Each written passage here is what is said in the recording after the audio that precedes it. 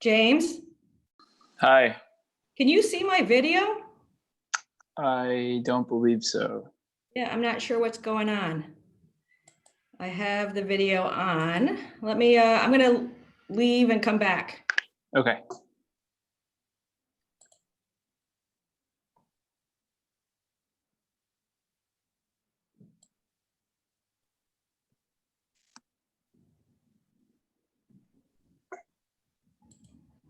I don't know why my video is not working.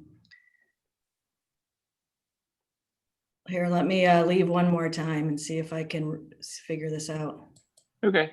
If you don't have it, it's not the end of the world. No, I don't know what's, that's weird. Hold on a second. What's up, Mom?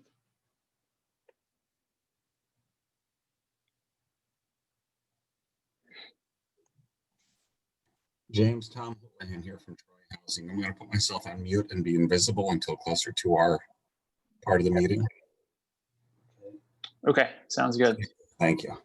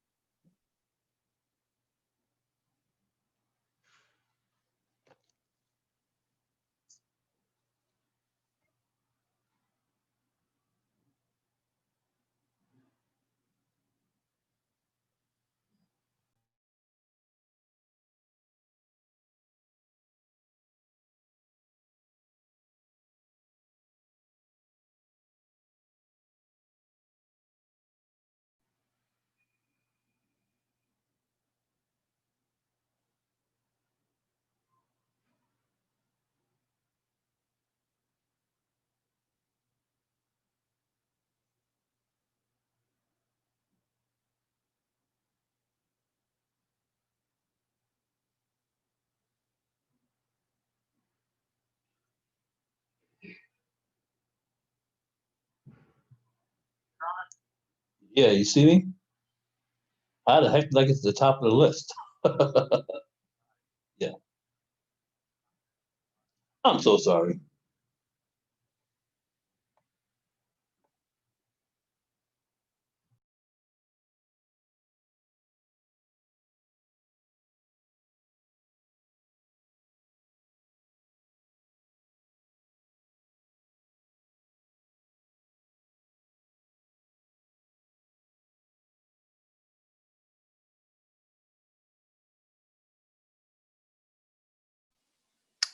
Okay, it looks like we're just missing Barbara from the board.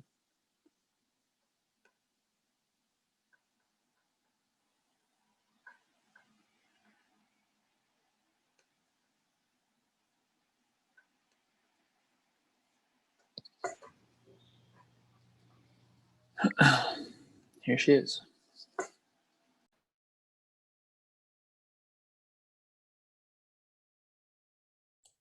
All right, James and Aaron, are you ready? So Dee Dee, I'm not sure if Aaron made this clear or not, but he's on the city council's meeting as well. So I believe Okay. he's going to jump in a little bit later. Okay. Hi, Dee Dee, it's Andy Brick. I spoke with Aaron about 10 minutes ago. He Okay. was gonna run over to city council and then come back to us, and he was gonna chime in and let us know when he's back. Okay, terrific.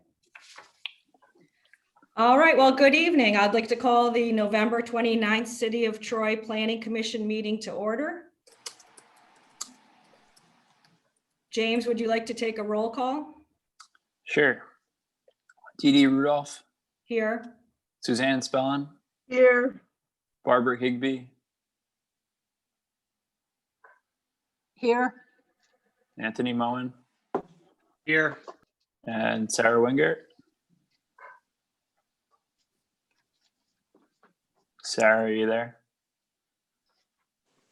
Okay. Yes, this is Sara Wengert. Okay, great. All right, thank you.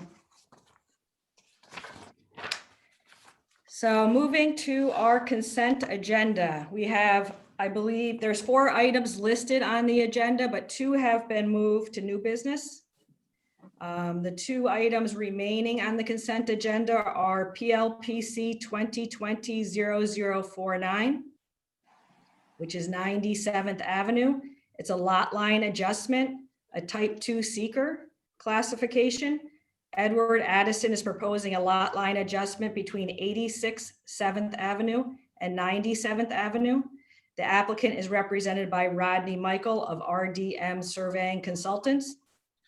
The second consent agenda item is PLPC 2020-0051, which is located at 171 4th Street. It's a change of use, again, a type 2 seeker classification. Jana Kim is seeking to convert an existing 4-unit building into 5 units with commercial space. The applicant is represented by Lisa Rodriguez of Troy Architectural Program, PC.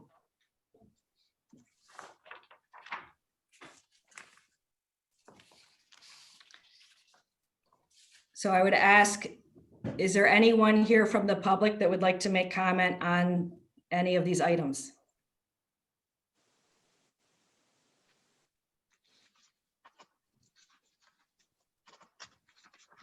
All right, is there a motion? I'm sorry, do the commissioners have any comments?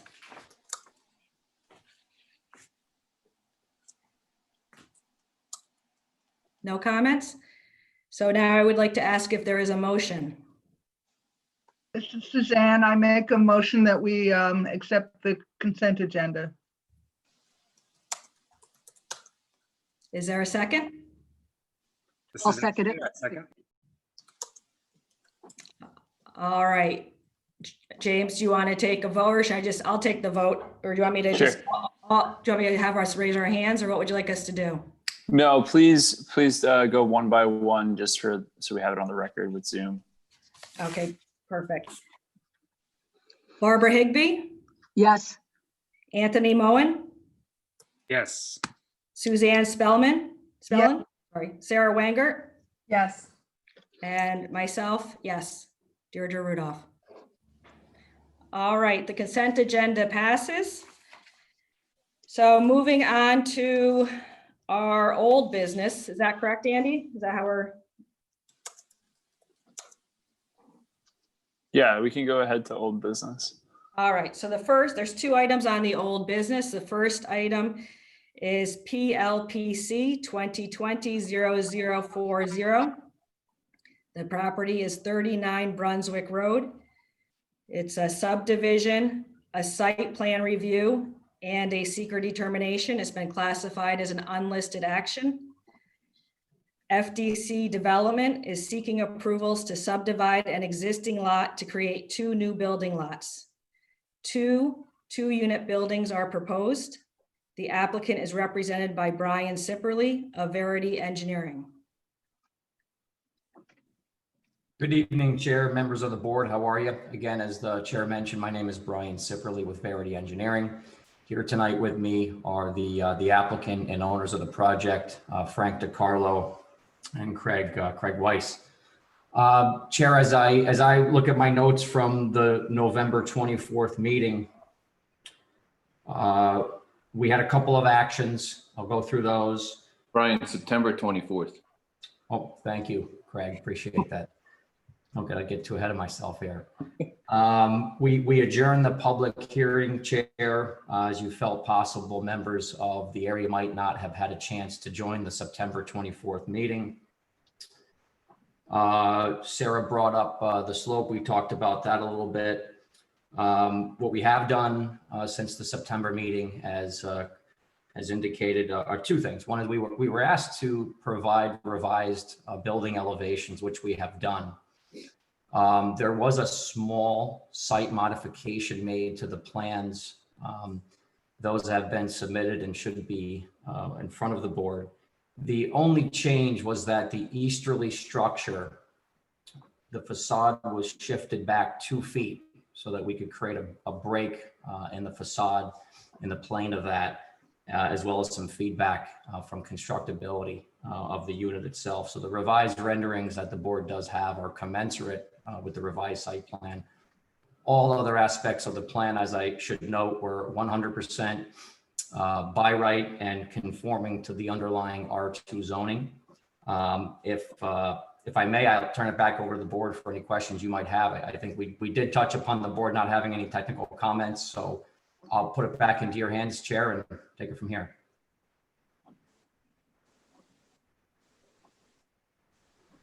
I think you're muted. Oh. I got it. So thank you. So Andy, I believe at the last meeting, we had held the public hearing open. So at this point, I would ask if there's anybody from the public here tonight that would like to speak. I would like to ask that when speaking, that you clearly state your name, first name and last name, and that you try to limit your comments to 3 minutes or less. And then if multiple people are coming up, that if you could not, repeat comments that are being received. But if there are public comments, we would like to receive them at this time. So James, will you be handling, should they be raising their hand on Zoom, or how would you like to run that? Yeah. If people could raise their hand on the chat function, and if I know it's not everybody is really savvy with Zoom, so if you just raise your hand on the screen and I see you, I'll unmute you. Okay. You're ready. I'm trying to okay, go ahead, Tim and Shannon. Okay, Thank you. so I'm just on the new plan that they're asking for a subdivision, and the picture that was sent in with that plan looks like it's flat roof, like the two buildings kind of meet up with each other, which makes it look like to me like four units instead of 2 units. The area that, I mean, if I'm looking at the wrong picture, let me know, but the area that we live in is really zoned for 2-unit structures, but not for 4-unit structures. From the front of the picture, to me, it just looks like a 4-unit structure. That definitely isn't in line with the character of our neighborhood.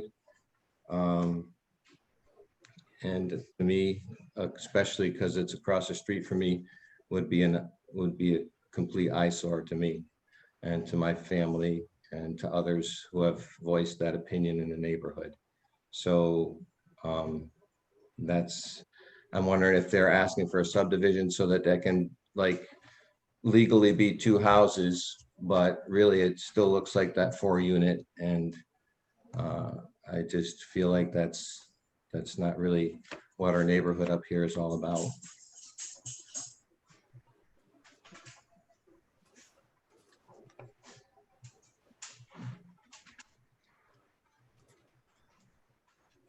Okay, thank you, James. Is there anyone else? Is there anyone else here tonight that would like to speak? Yeah, we do have a couple people. It's just going to take us a couple minutes to, or a couple seconds to unmute folks, but. Okay, great. Just.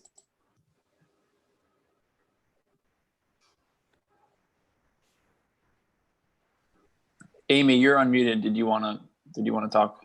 Yeah, my name is Amy Zavostowski, and I have a question. Sorry if I jumped on a few minutes late, but I do have a question about, I looked at the paperwork and I saw that there's mention of the demolition. My concern, because I work for an environmental consulting firm, is there any plans for dealing with potentially hazardous materials during the demolition process? I didn't see anything. So I'm just curious about that process because I know how involved that can be.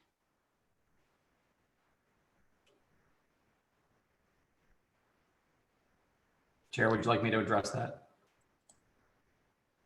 Well, sure. Miss, there is no proposed demolition of any existing structures, and the site does not contain any hazardous material.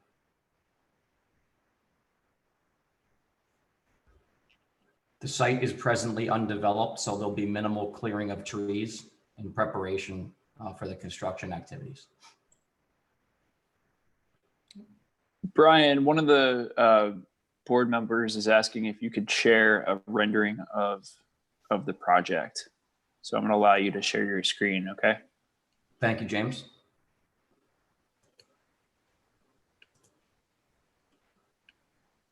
Have you toggled that, James? Yeah, give it a try. Okay.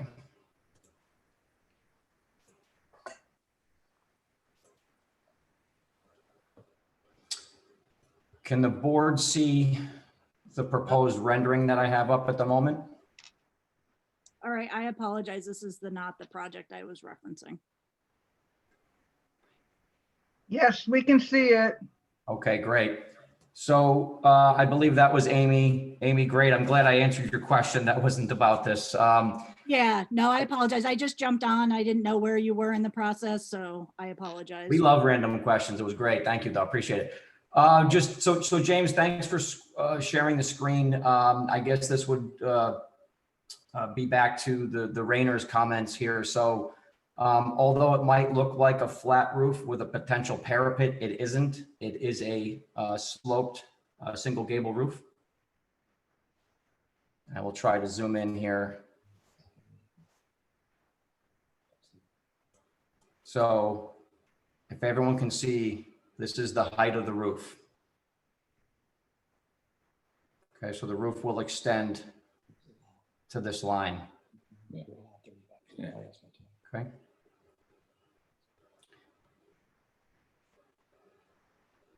Can everybody see okay where I was pointing? Yes, we could. Thank Okay, you. great. While I'm sharing the screen, Chair and members of the commission, what I do want to point out, I mentioned the site plan change. I want to draw your eye quickly to this easternmost structure here. It is set back just 2 feet. The plan that the board saw at the September 24th meeting, the plane of the front of those two structures were not only parallel, but they were completely in line with one another. So I just wanted to make sure you saw exactly the site plan modification that I was describing.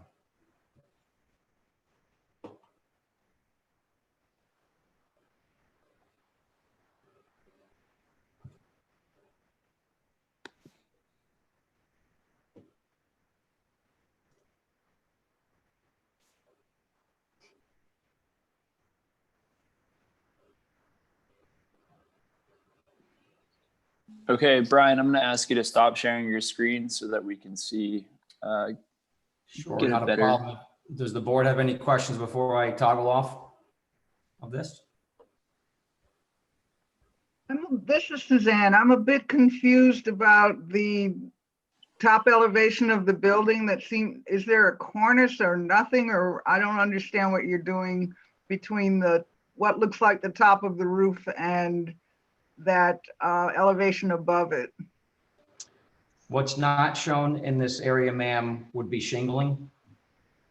Okay, Okay. The pitch of the roof would be coming at you in this view. So this is going to be a north elevation. okay, And the pitch of that first gable is going to be coming at you. What you can't see is the shake of the shingle. okay. Okay, James, I'm going to toggle it here for you. Thank you.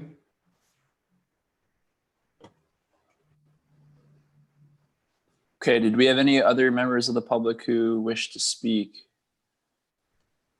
If you'd like to, you can raise your hand using the Zoom function.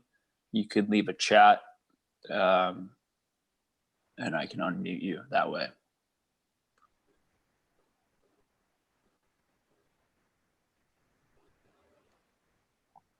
We also don't have any users right now that are calling in with a phone number. There's one user marked as iPhone, but I believe they joined using a Zoom app or on the computer. Sorry, using a Zoom app with their iPhone. James, this is Anthony. I would just point out, it looks like one member of the public, it looks like Gail did put something in the chat window. I don't know if she wanted to, that was a public comment she wanted to have in the record. Sure. Yeah, that was made during the public comment period. I could read it aloud, but all commissioners should be able to see that. It's Gail. I'm not going to attempt the last name. But Gail said, I just want to say that I'm not happy with this plan and I'm against the plan. Are they sure about how that ever there will be a lot of disruption? It does look like 4 units.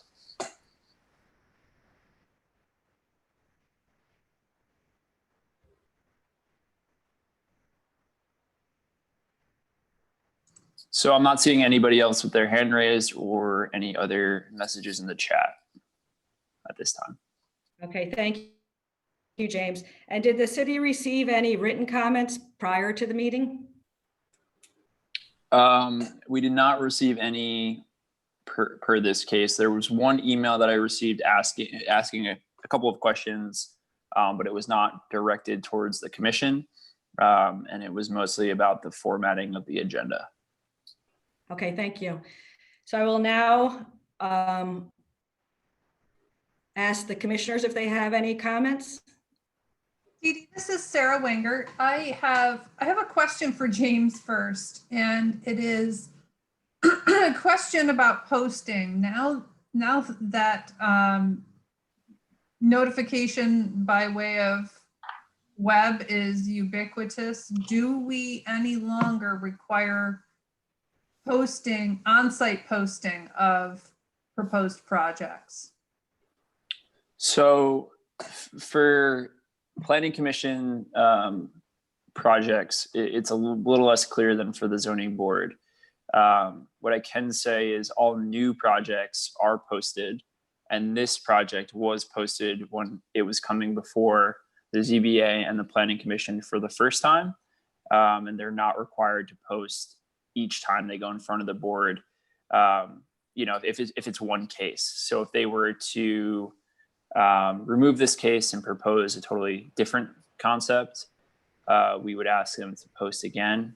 I believe this applicant did post again this month for the placards. I'm specifically talking about the placards. Yes, thank you. We also have noticed the newspaper and sent mail to the adjacent property owners. Thank you. Sure. So my comment regarding the proposal is a reiteration of my concern about the slope. I have had the opportunity to review both a geotechnical report from February of this year, as well as one that appears to have been prepared less than 2 weeks ago in response to the updated site plan. I will state what I have read, among many other things, that the geotechnical engineer has deemed the project siting to be within a factor of safety that he's comfortable with. But I must point out that, that when I look at the report, the report from February, the boring location plan is incredibly difficult to read.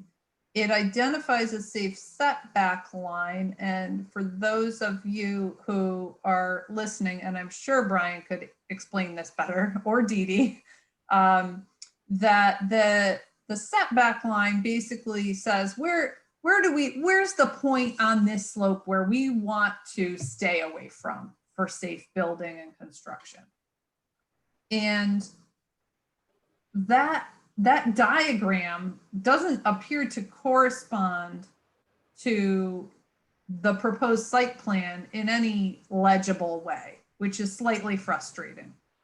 I realize the applicant and the consultant did not prepare that, but it really makes it very difficult to see where is that safe setback line on the proposed site plan.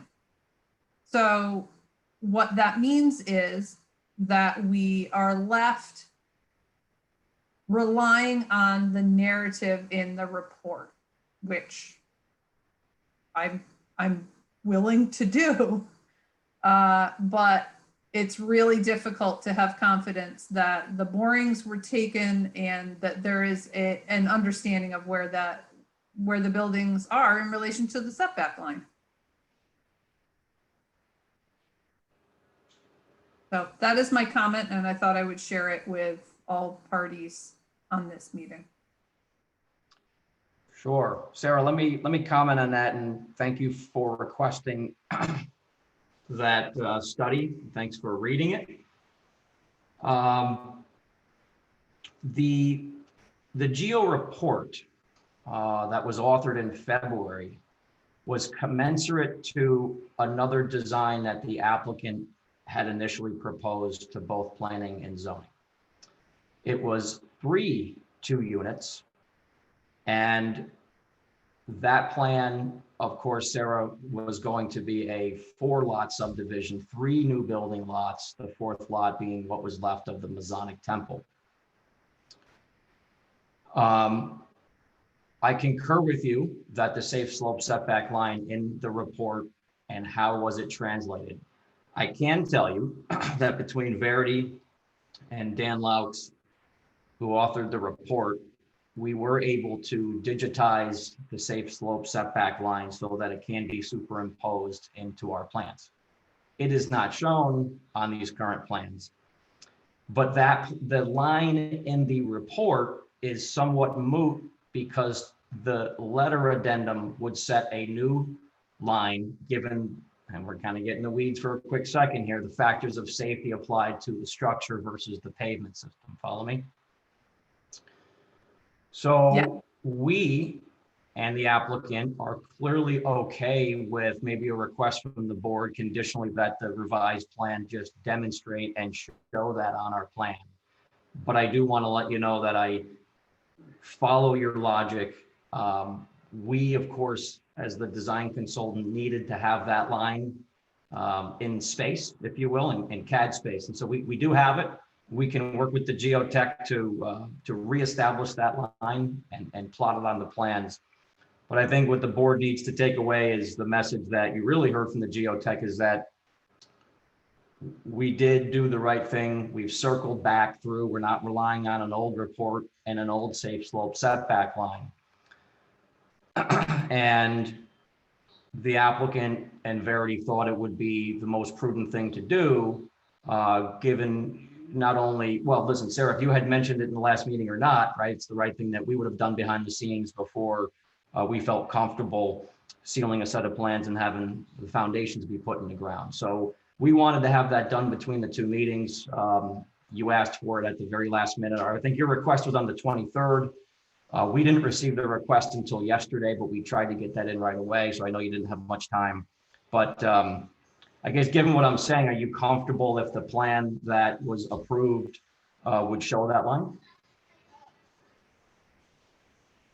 I can't say either way until I see it. Okay. Well, I guess we have to, I would like the board and everyone to see if we could ride on the assumption of the content of the report where it cites that the development plan is suitable.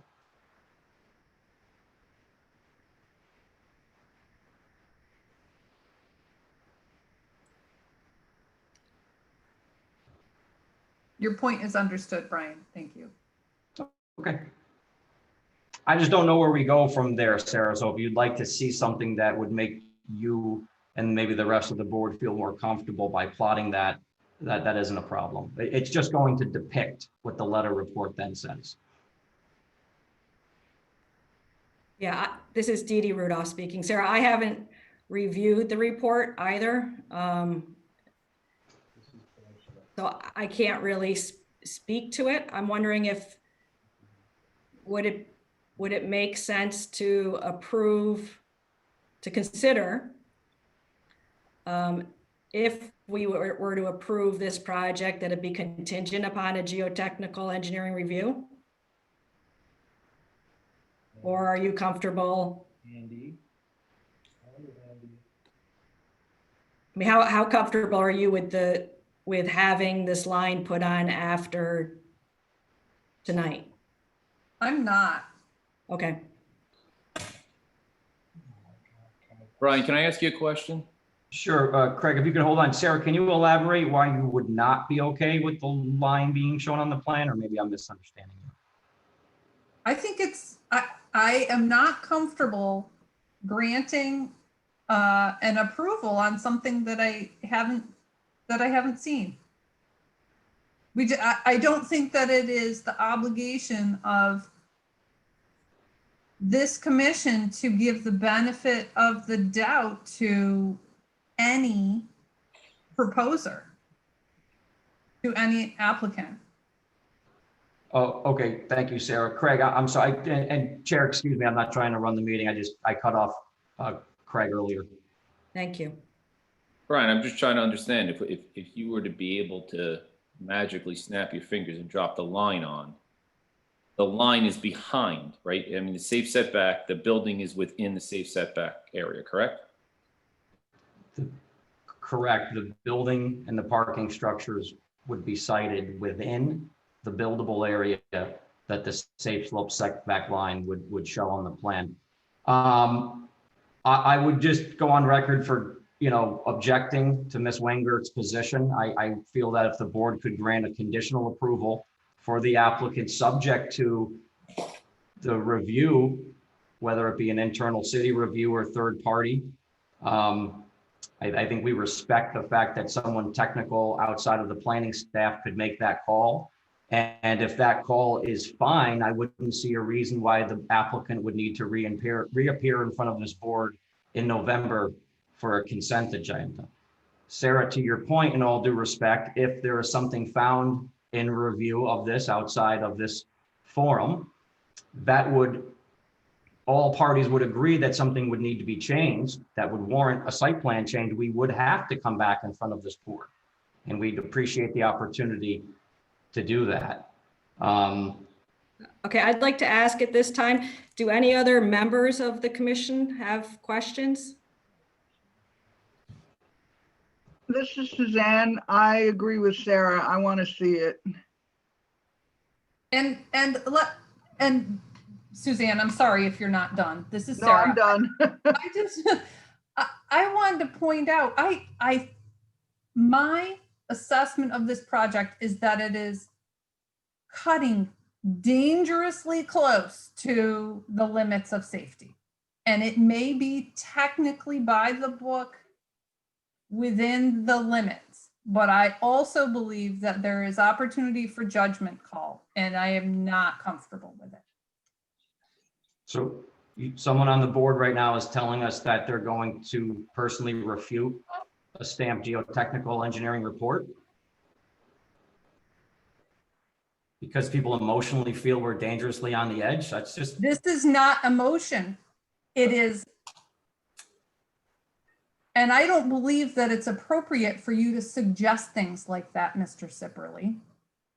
I have witnessed events. I spend time in the neighborhood. I understand the neighborhood.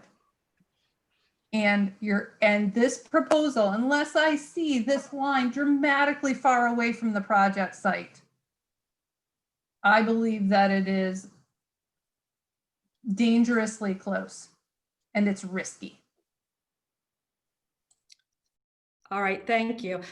Anthony, do you have any comments? No comments. Thank you. Okay, well. This is Barbara. I have just a couple questions. Thank you. Can you hear me okay? Yes, we can. Thank you. Okay.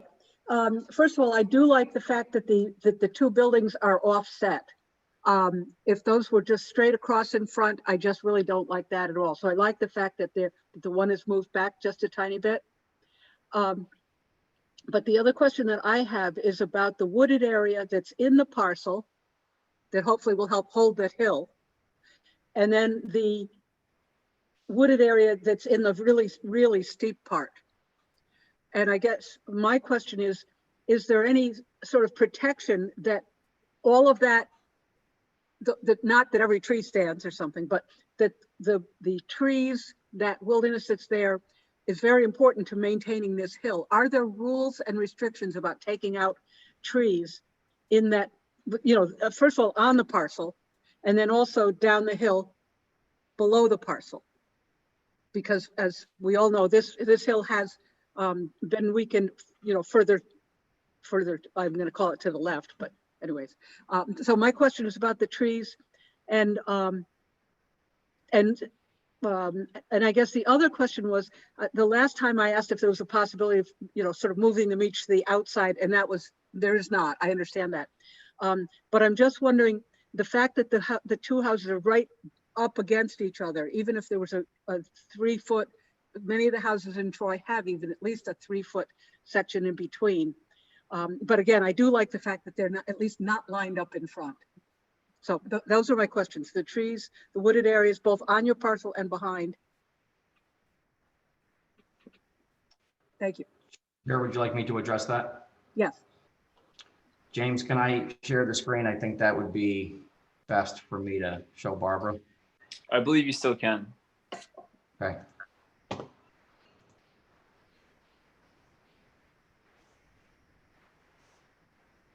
And I have mine up.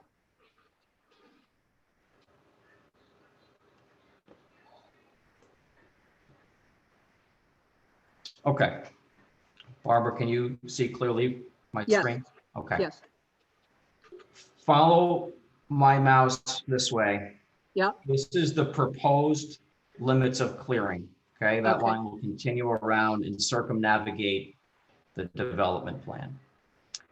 I think it's important to point out to this board a couple of things here. One being, I'm going to jump here to a grading plan. The back elevation, I want to draw your eye to this 314, 315 contour. Yeah. And I want to bring your eyes out to the street of 316-ish, okay, 317. Where this development is proposed, there is literally only plus or minus 3 to 4 feet of total relief. I know everyone is talking emotionally about the slopes, but everyone needs to realize the steep slopes occur further away. And I'm going to jump back to the plan, Barbara. We understand the value that the roots and the trees and the ground cover do play. And the proposal is not to take any trees down or vegetation that do not need to be taken down anywhere near the top of the slope. Okay.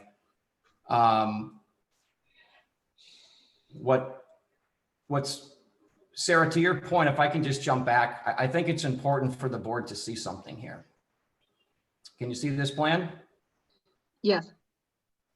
Okay. The geotechnical report, Sarah, does mention that staying the farthest away from a safe slope setback line, the better, and we would agree with that. This applicant, starting in March of this year, everyone granted got delayed by COVID. We had a chance to start with the Zoning Board of Appeals prior to planning. Mind you, we went first with a development plan that was more dense than this, but this is the same general area of development that we're still talking about today. And if you notice, safe slope setback line is not on this plan, Sarah, something else is, but what you see here is we requested a 10-foot setback relief to the front yard setback, a relief of 10 feet to the front yard setback. The R2 zone requires a 20-foot. So we went up and down the street. We measured houses up and down the street. And we said, geez, every house is 10 feet off the right of way. We're not asking for anything out of character. So we went and asked the board for a zoning variance for the development plan, which is the same as what you're seeing here. It's the same density, it's the same buildings. We wanted a parking lot in between them. And we too wanted to get as far away from that safe slope setback line as possible. We thought it was a very reasonable request to the zoning board. We were denied 2 times in a row for this. The reason that the applicant presented a last minute change to the board on September 24th was because the zoning board denied us this. The applicant had no other choice to scramble with us and to try to come up with a 100% R2 compliant plan to present to zoning within one day. I'm sorry, planning, excuse me. And when we began the September meeting, I did apologize for the, what I call fast bait and switch, but it had a lot of merit and reasons on why we had to do this, okay?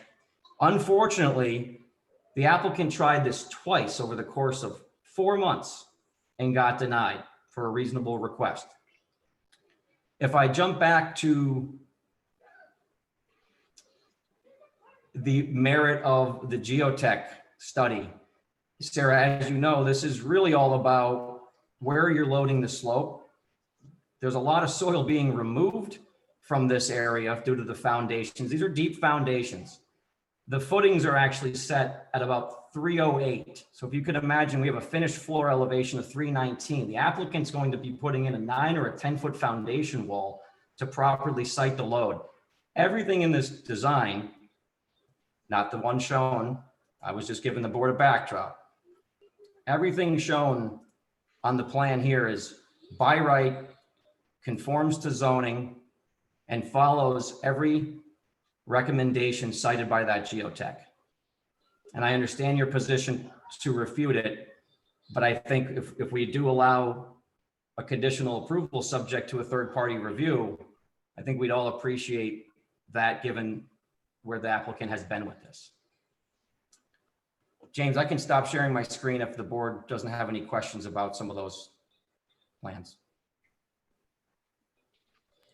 Actually, I do have a question that it just occurred to me. Where is the stormwater going in the new plan? So Dee Dee, all of the stormwater will be directed, let's put it this way. Most of the stormwater is directed towards the street to the combined system. Okay. I'm going to switch for the benefit of you for the grading plan.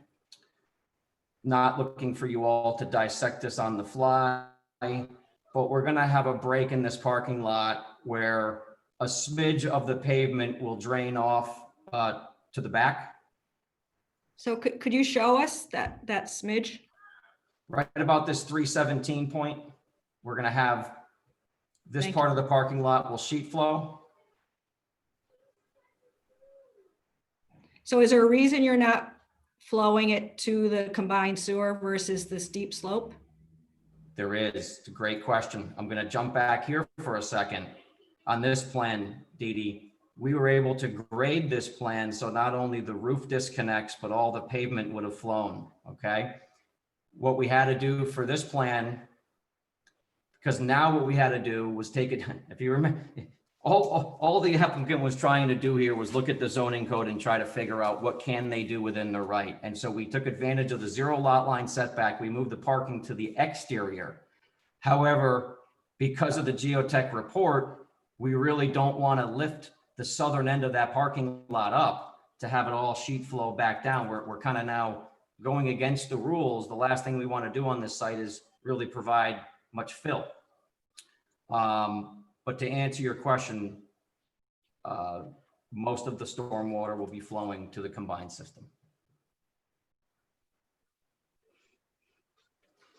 And it's just obviously key to understand that the amount of soil being taken out of here, and I'm not asking the board to be 100% experts here, but just think about the weight of the soil. We're taking out a lot of that weight of the soil with void basements. Okay.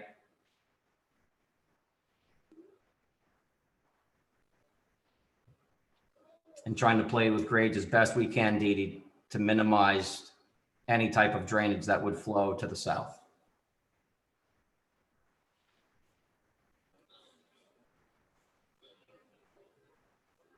Dee Dee, this is Sara Wengert again.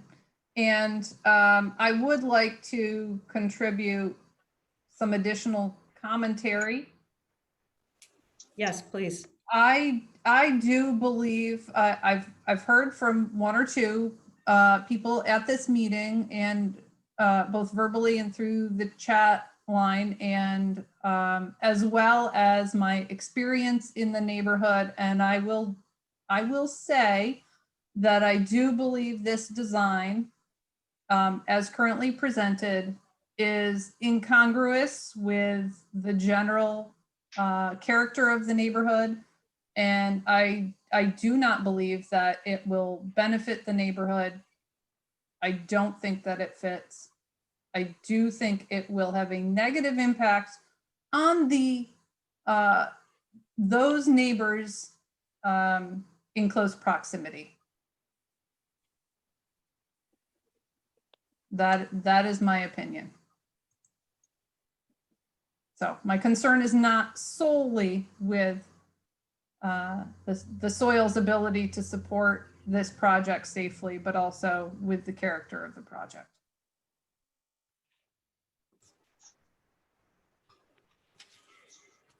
Okay, thank you. Are there any other comments from the commissioner or questions for the applicant from the commissioners? Madam Chair, can I just chime in for a second here, please? Yes, of course. I'm somewhat troubled in that after we went through the last meeting, we determined quite clearly with Mr. Brick at the end of it that this is a by right development. Okay, that we're having the conversations. We've undertaken substantial soft costs to have all the geotech done. We've done everything we were supposed to do here. We've presented everything, and now we're coming back and saying, well, I'm not sure. It's a by right development. And I just want to clear up, the roof lines are front to back, so the fact that the elevation sketch doesn't show shingles, there's definitely a gabled roof on it. We obviously are ultimately going to be the ones responsible and have to take on any sort of liability if something were to happen. We're very concerned about the slope, and that's why we came to the board to present it after we spent the money on the geotech report, and then went back to the geotech again. There is nothing in this project that's not a by right design. And I'm really struggling tonight to understand what it is. All I've really heard is, well, I want to see the line. Okay, I mean, that granting us approval conditioned upon an appropriate review makes sense. We've been at this for months on end because, quite honestly, a few people don't necessarily love the design. We've presented multiple plans. We wanted to put 4, then it was 3. We realized none of that was safe. We came to you with substantial plan, money spent to make this work. And I'm really struggling right here to understand what the problem is. And I have to agree with Brian, not based on emotion or a matter of taste, what the objection is on a by right development. All right, thank you for your comment. Anybody else from the commission have any comments?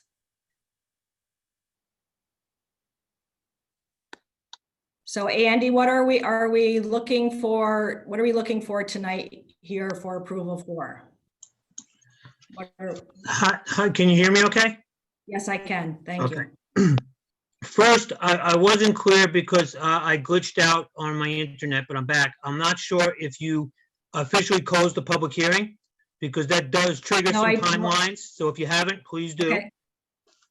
I did not. So if there is no more public comment, I will ask for a motion to close the public hearing.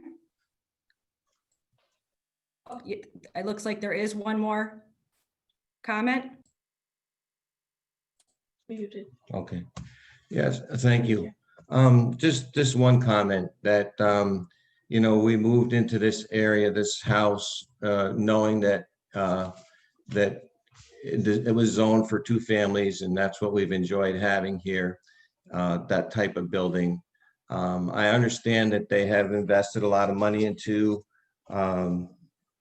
trying to make this work, trying to, you know, to make it so that everybody's happy with it. However, I've invested a lot of money in the house that I bought across the street from it, and the 2 houses that I own on Highland Avenue here too. So yes, we've invested a lot of money in this area as well. And then to see something that goes up that looks like from all aspects really not in character with our area, regardless of the way you feel.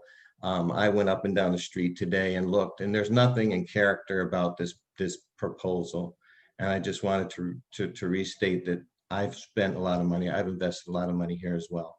So I understand you're upset about investing money and possibly not having it go your way.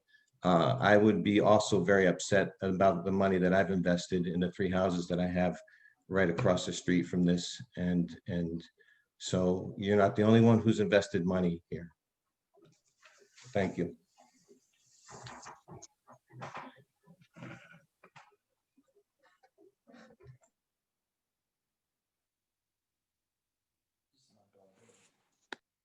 Okay, I would ask there that we, is there a motion to close the public hearing? This is Sarah. I'll make a motion to close the public hearing. Is there a second? This is Anthony. I'll second. All right. All in favor? Aye. Aye. Opposed? Okay, public hearing is closed. So Andy, what's next? Right, so the public hearing is closed. The board now needs to make a determination within the next 62 days from this evening. So the board is under no obligation to make a decision tonight. You're free to if you choose to.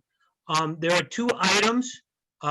First, you would need to do your seeker analysis, but after that, there's 2 approvals that they're seeking, a minor 2-lot subdivision and the site plan review.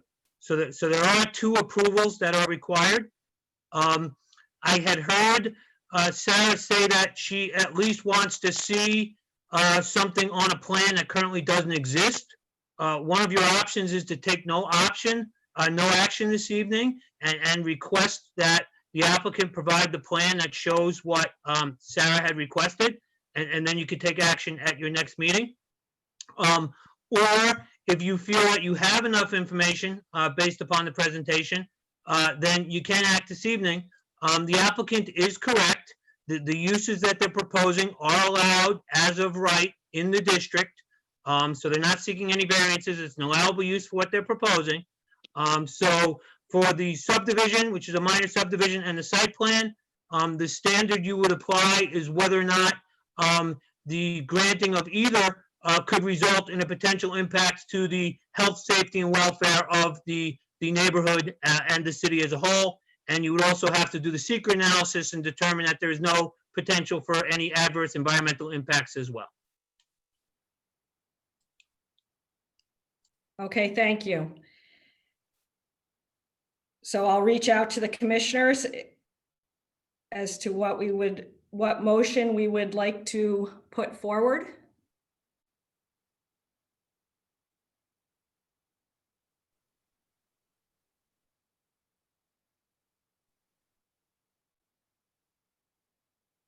Does anyone have a motion with regard to either making a decision tonight regarding seeker and site plan approval, or to make a decision within the next 60 days?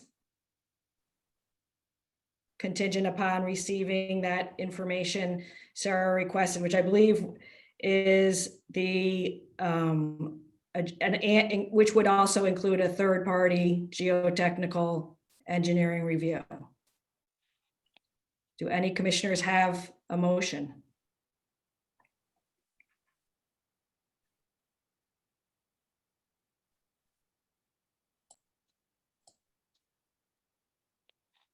Okay, Andy, with no motion, what happens?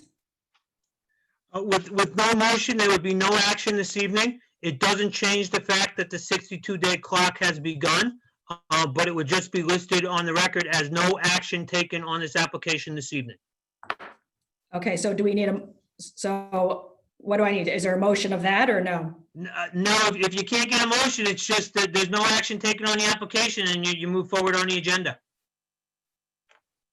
Okay, so With there being no motion, we will move on to our next item on the agenda.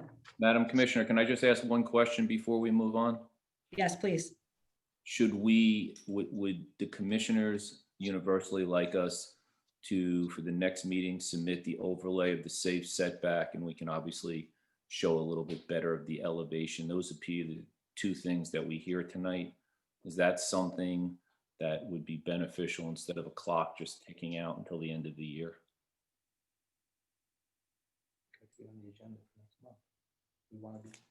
Yes, that and the third-party geotechnical engineering review.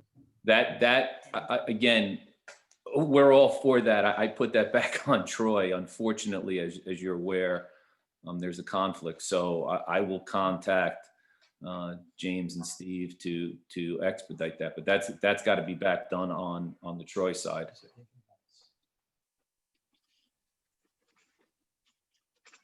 Okay, so moving on to our next agenda item for the evening. Under old business, we have PLPC 2020-011, Kings Landing 2, site plan review and seeker determination. BDC Holdings LLC is proposing to demolish 3 existing structures and construct a new 5-story building with 62 residential units and 2 levels of parking, 68 spaces total. The applicant is represented by Nicholas Costa, PE of Advanced Engineering. So Nick, are you here? Yes, I'm here, Chairwoman. Also with me is Cosmo Marfione and George, the project architect. If we could start out with being able to share the screen, I believe that Cosmo will be putting up some renderings that we would like to use in our presentation. Go ahead. Thank you, James. Cosmo, if you could put on the rendering of the site and also of the building. Go ahead, Cosmo. Yeah, go ahead, Nick. I mean, Okay. Thank you all for receiving our application tonight and having us present. So we'll go over, since the last planning board commission meeting, we've worked extensively on the exterior facade of the building, and you know, really delved into the materials and the color selection. We've also engaged with the fire chief and the fire department in Troy for a review, which we've added a hydrant to the plan, and I think Nick will talk about his interaction with the City of Troy DPW, and then George Olson from Olson Architect will review the facade, material selection, and colors. So with that, Nick, just it's taking like a few seconds as I'm going through slides here. Okay. Could be my internet connection. I've tried it a couple of times, but so just bear with me. So we'll No, go no to problem. the first slide. That's not a problem.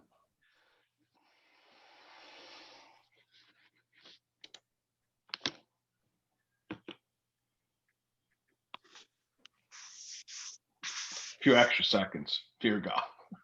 There we go. So this is the aerial view of the project and the immediate neighborhood. If you could go back to the previous one. I got a little overzealous with the button, so just there yeah, we go. ahead. So what this shows is the proposed building at the corner of New Federal Street and Fifth Avenue, and there's been some edits that have been done to the plan based on the comments that we received from the Clough Harbor, the the designated engineer. We worked with them in adding some sidewalks along here, and also to better define the entrances to the building. We've shown the entrance with the steps that are going to be placed for the retail space that's located right in here. And as Cosmo mentioned, we met with one of the fire commissioners, and there's a new hydrant that he requested that we place over here.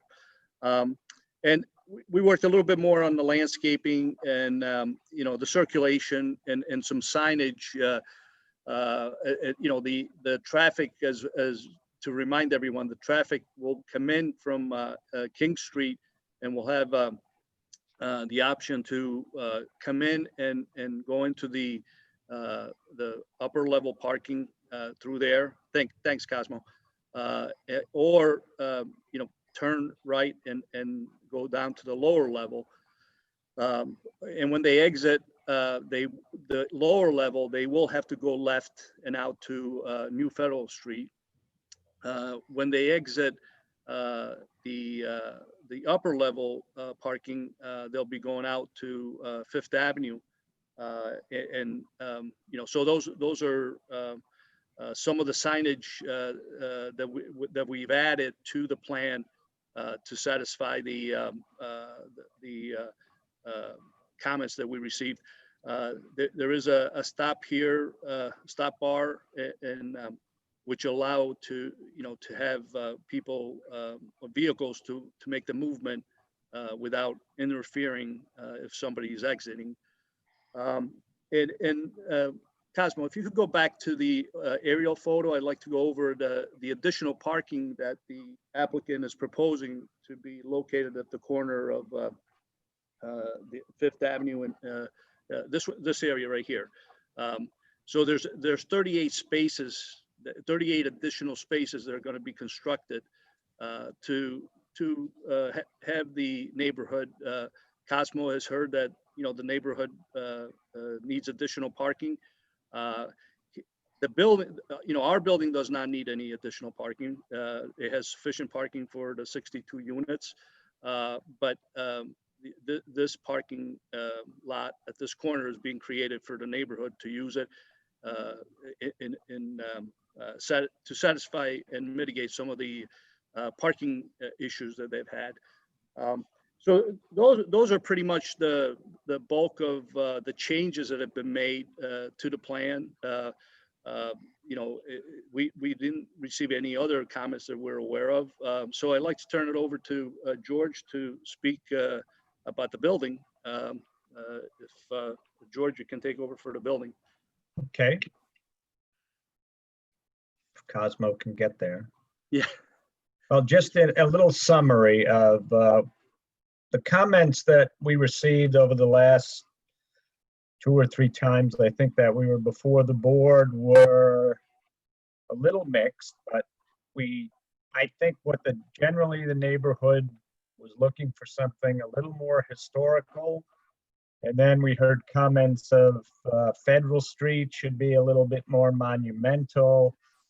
And so we stepped back, and there was also some concern about there was a lot of fiber cement board on the building, and the local neighborhood had more brick and stone.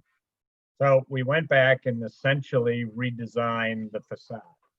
And starting with Federal Street, we made it more of a 5-story monumental building. We removed some of those 2- and 3-story bump outs that we had, and it's more of a 5-story facade on the main street, which I think is appropriate.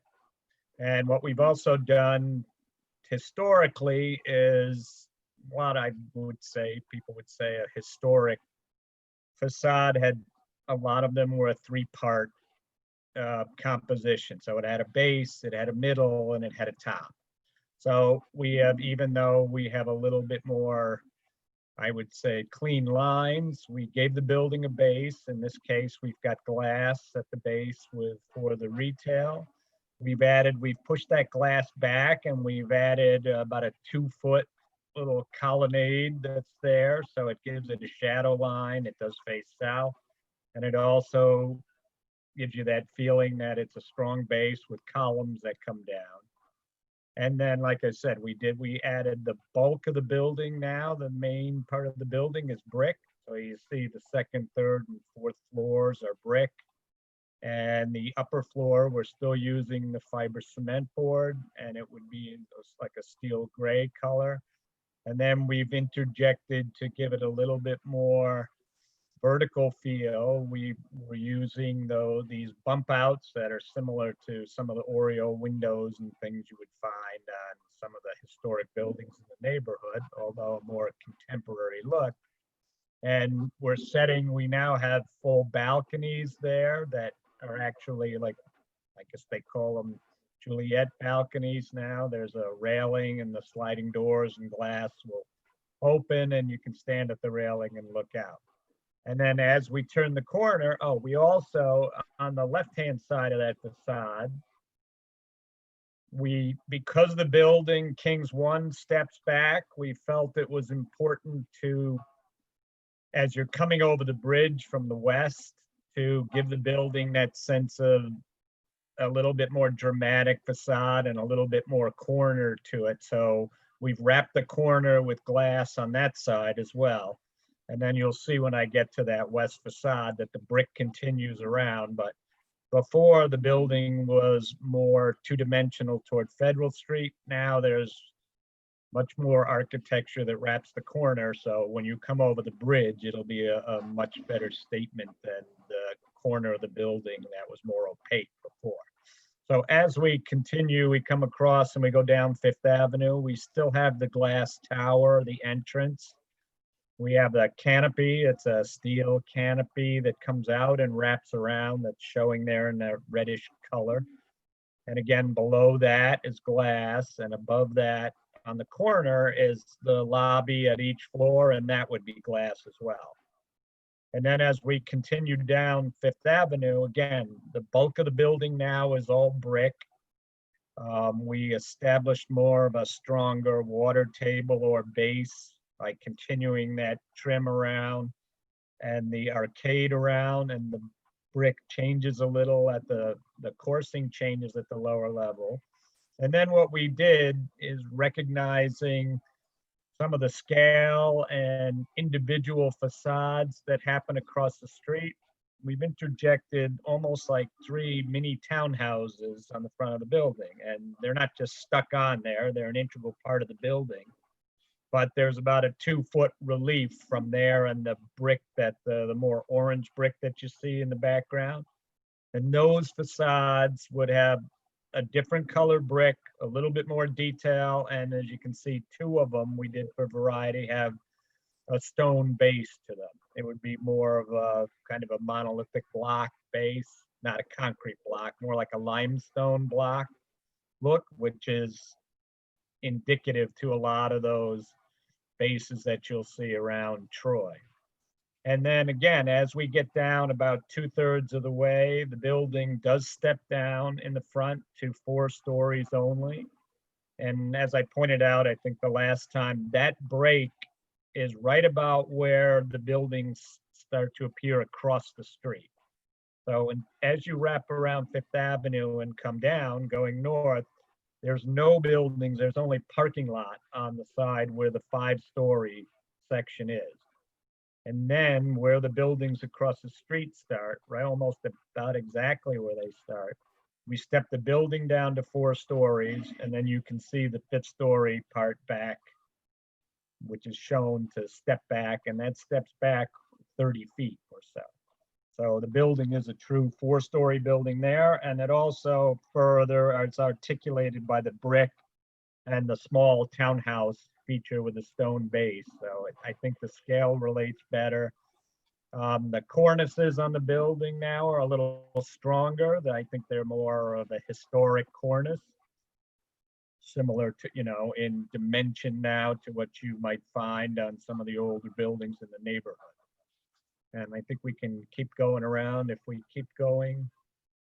One of the concerns, that top elevation is what you'll see from the church And as we discussed the last time, that bottom, which I hope everybody has a large enough image of that, that's the green wall. So that's a mesh that will be planted, and it'll be ivy, and it's intended to be that backdrop for the church's garden.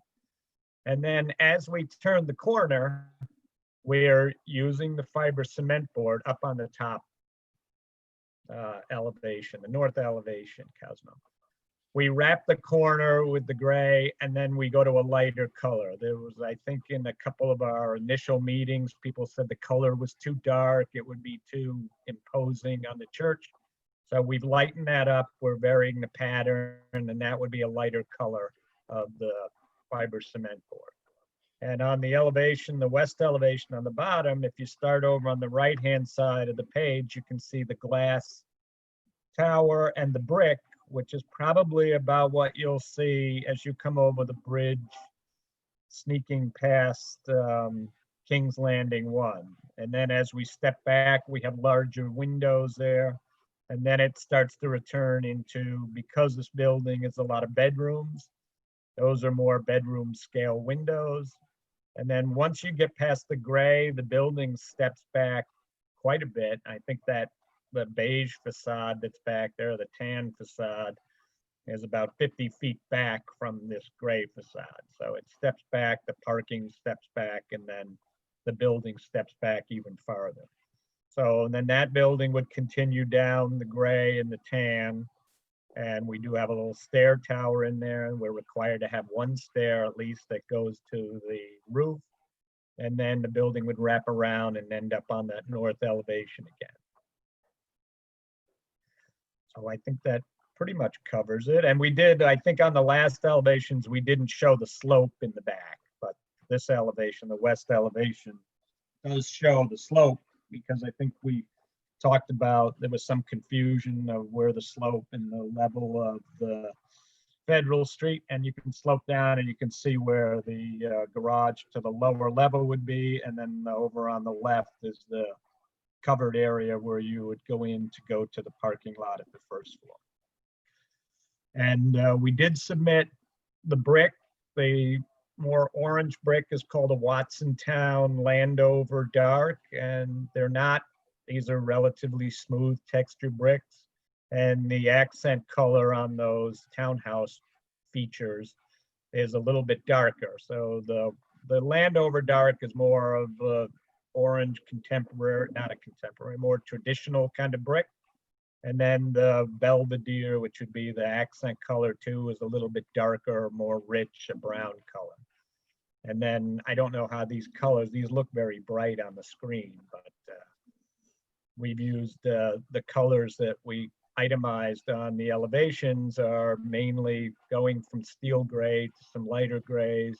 And then we have the accent color F is a reddish color that wraps around the corner at the entrance, the lower level lobby entrance. And then the color B is that yellowish color, which are those 3 or 4 story pieces that bump out, where that surround the balconies that come out. I think that's about it, unless you have anything you want to add, Cosmo, or. No, I'm doing a good job, I think, at with the mouse. I feel like the Vanna White of presentation. Yeah, and I also, if we go back to the one elevation too, I think there was some on the last, go back to the 5th Avenue elevation. Yeah. We also have more traditional lintels in the brick now. They're, I'm not sure how much of that we had before, but we have a limestone lintel and sill in the brick. So it's a much more traditional feeling facade than the original ones that we presented before with the fiber cement board. Right.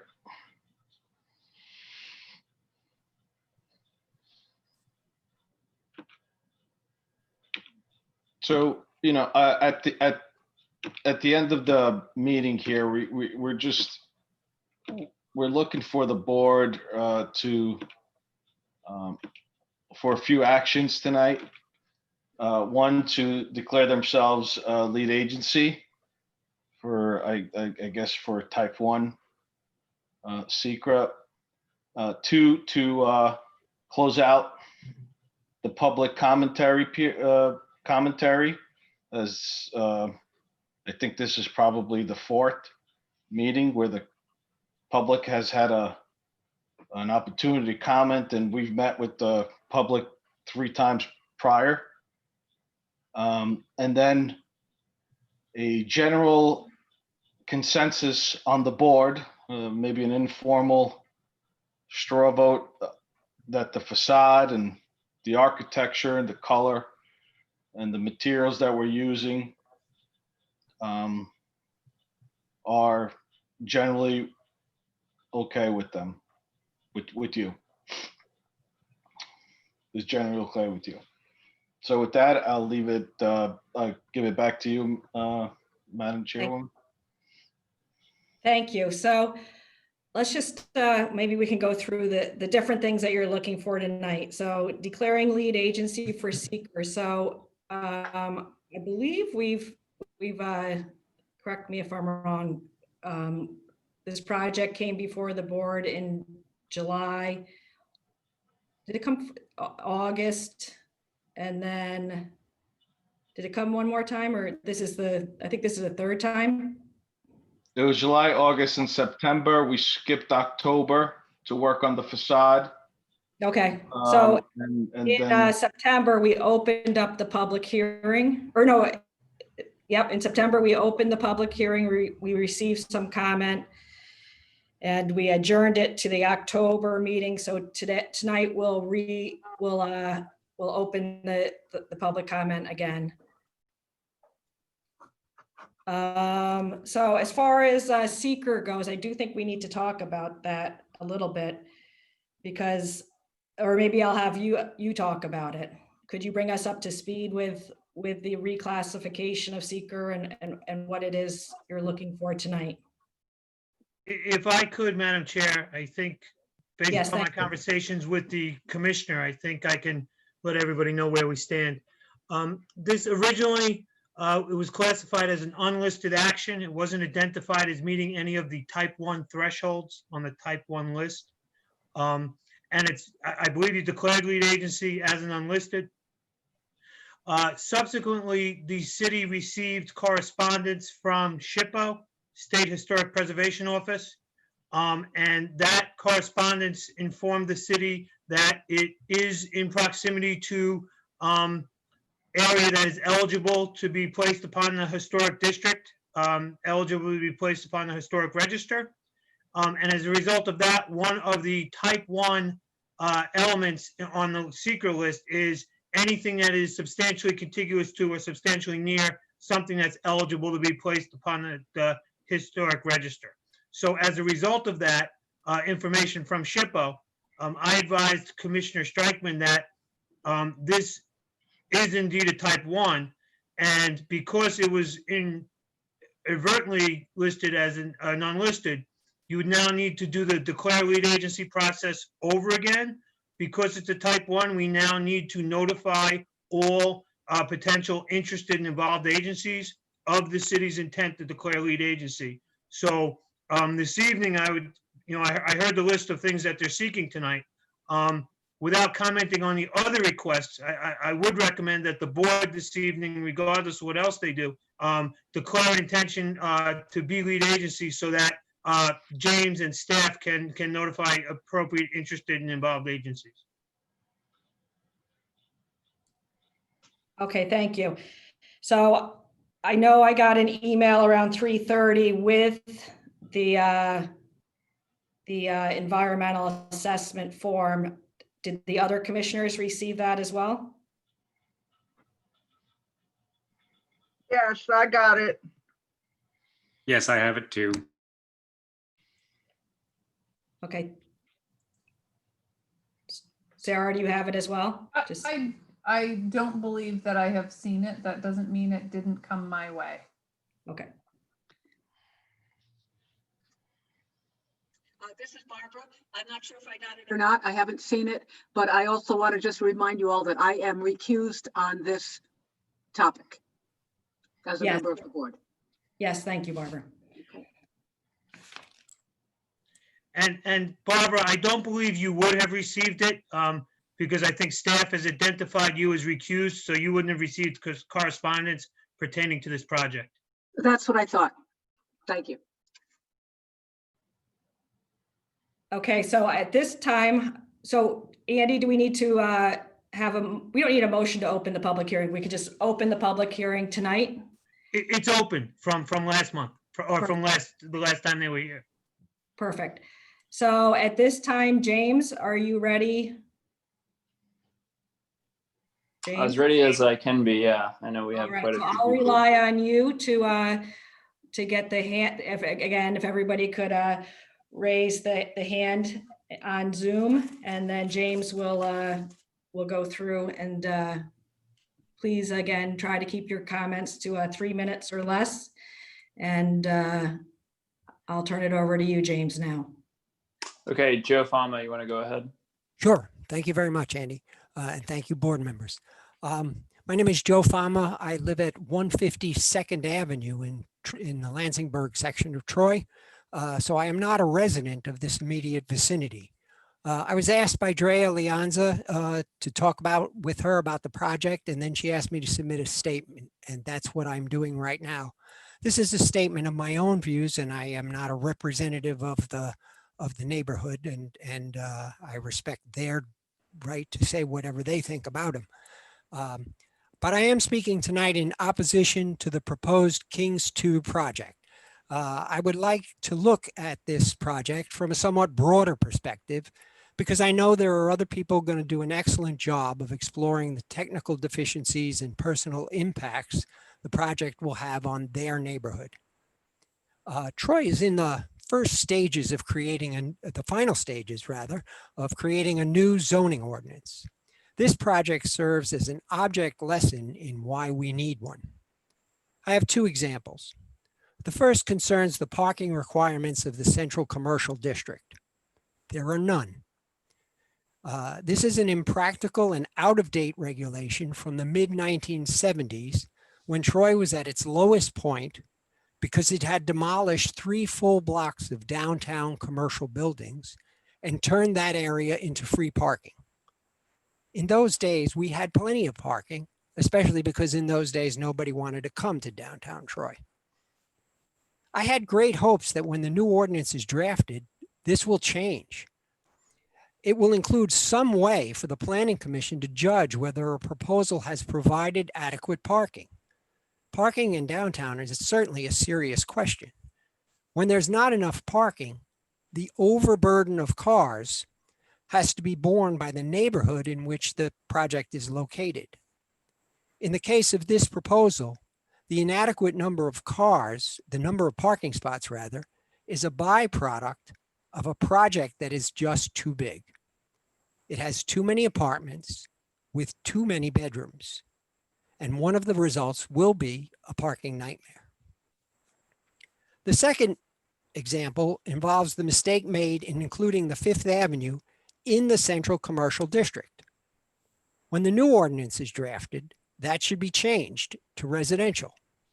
Do we really want to convert some of Troy's finest urban residences to new commercial uses? Do we really want a 150-foot tall building built on 5th Avenue? That's what's permitted in Central Commercial. The area has been wrongly zoned, and this project is a result. If this proposal is rejected, the new ordinance will have a chance to set it right. As planning commissioners, you may be thinking, this is not a great project, but our hands are tied. We have to follow the law as it is. And of course you do. However, there are many deficiencies and conflicts regarding the proposed building that provide ample reason for rejection. For example, lot conflicts, traffic flow confusion, erroneous assertions in the seeker application, and ignoring the historic nature of the buildings proposed for demolition, just to name a few. These will be covered, as I said, by other speakers in more detail. I ask this of the Planning Commission. After you've considered all the technical pros and cons, please do not lose sight of the basic question. Is this a good idea or a bad idea? Commissioners, please take a moment to measure this proposal against the following questions. 1, does this project provide beneficial and safe access and egress to and from properties and safe and efficient circulation of traffic throughout the city? It does not. 2, does it ensure a scale appropriate for the promotion of the general public health, safety, and welfare? No, it doesn't. It's too big and it imposes its shortcomings on the neighborhood. 3, does it enhance and conserve the unique characteristics of the city's neighborhoods and thereby aid in their orderly development? No, quite the opposite. It will inflict serious damage on the unique character of this neighborhood. These words nicely sum up my perspective on what's wrong with this project. They are taken from the preamble of Troy's current zoning ordinance. They provide you, Troy's planning commissioners, ample grounds for rejecting this application. I hope you agree, and I thank you very much for the chance to say so.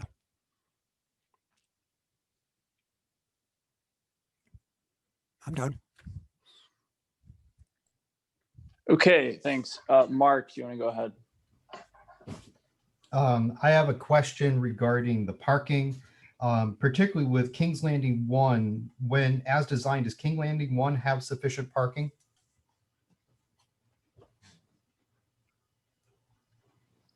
It does.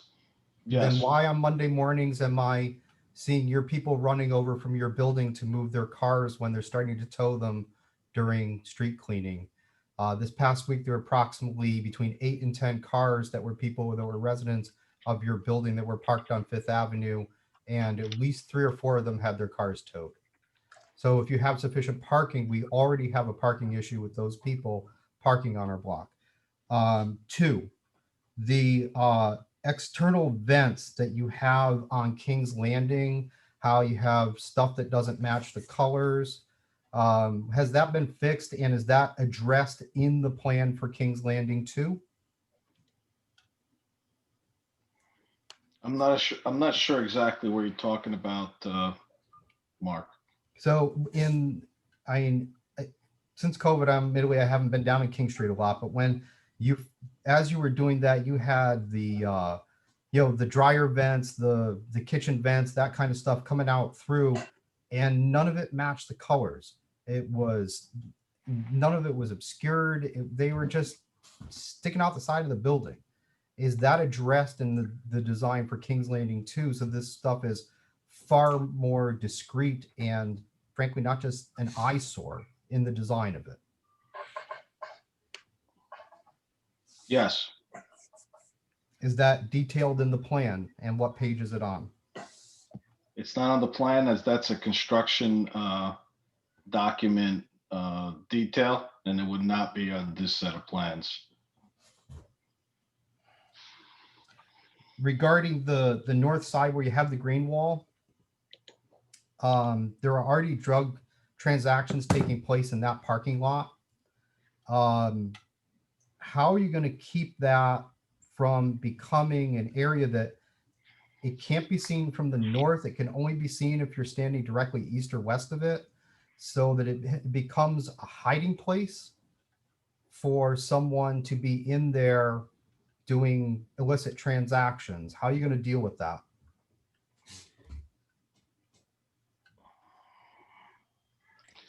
Okay, I think what we're doing at this point is we'll take the comment. I don't think Yes, Cosmo needs I think to- that's a good idea. Thank you, Madam But Chairman. if you could just keep, if you have more comments, please share. I have one comment. February, I received a letter dated February 3rd, 2020. I called Cosmo Marfione and I was connected with him.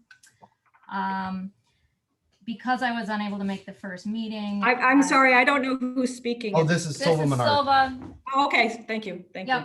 At that time, when I was connected to Mr. Marfione, he stated before I even asked that there would be a fence to Fifth Ave. And I asked whether pedestrians would be able to pass through, and he said it wasn't sure yet. At this time, phase 2 had not been announced to the neighbors. And I just want to say that that is not consistent with anything that has come out since then.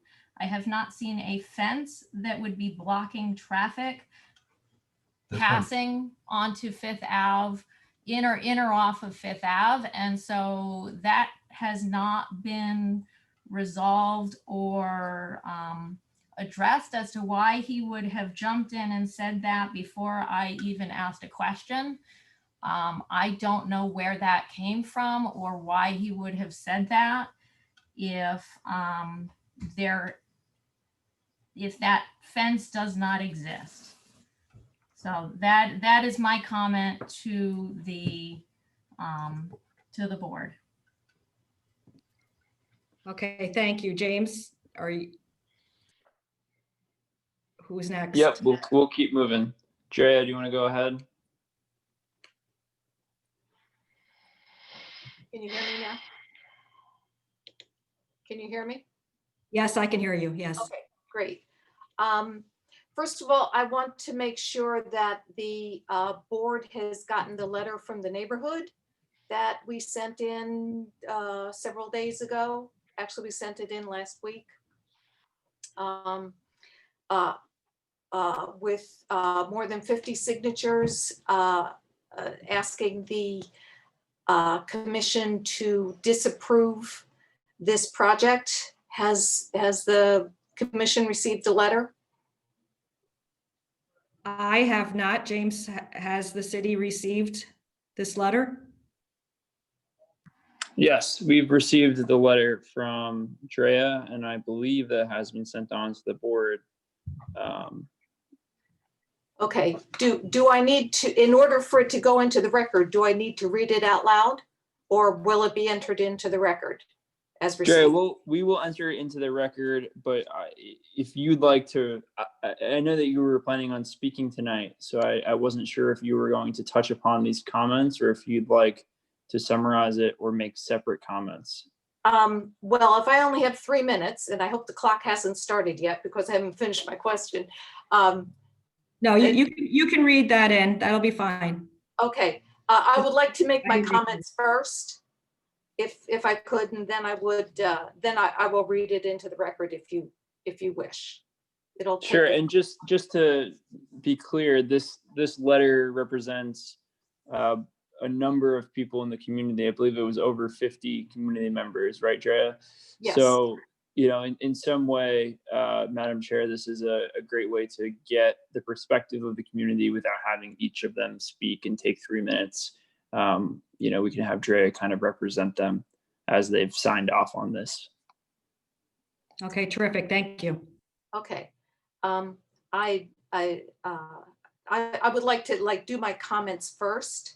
I wanted to talk about traffic. Every time we have had a meeting, we've talked about traffic with this proposal.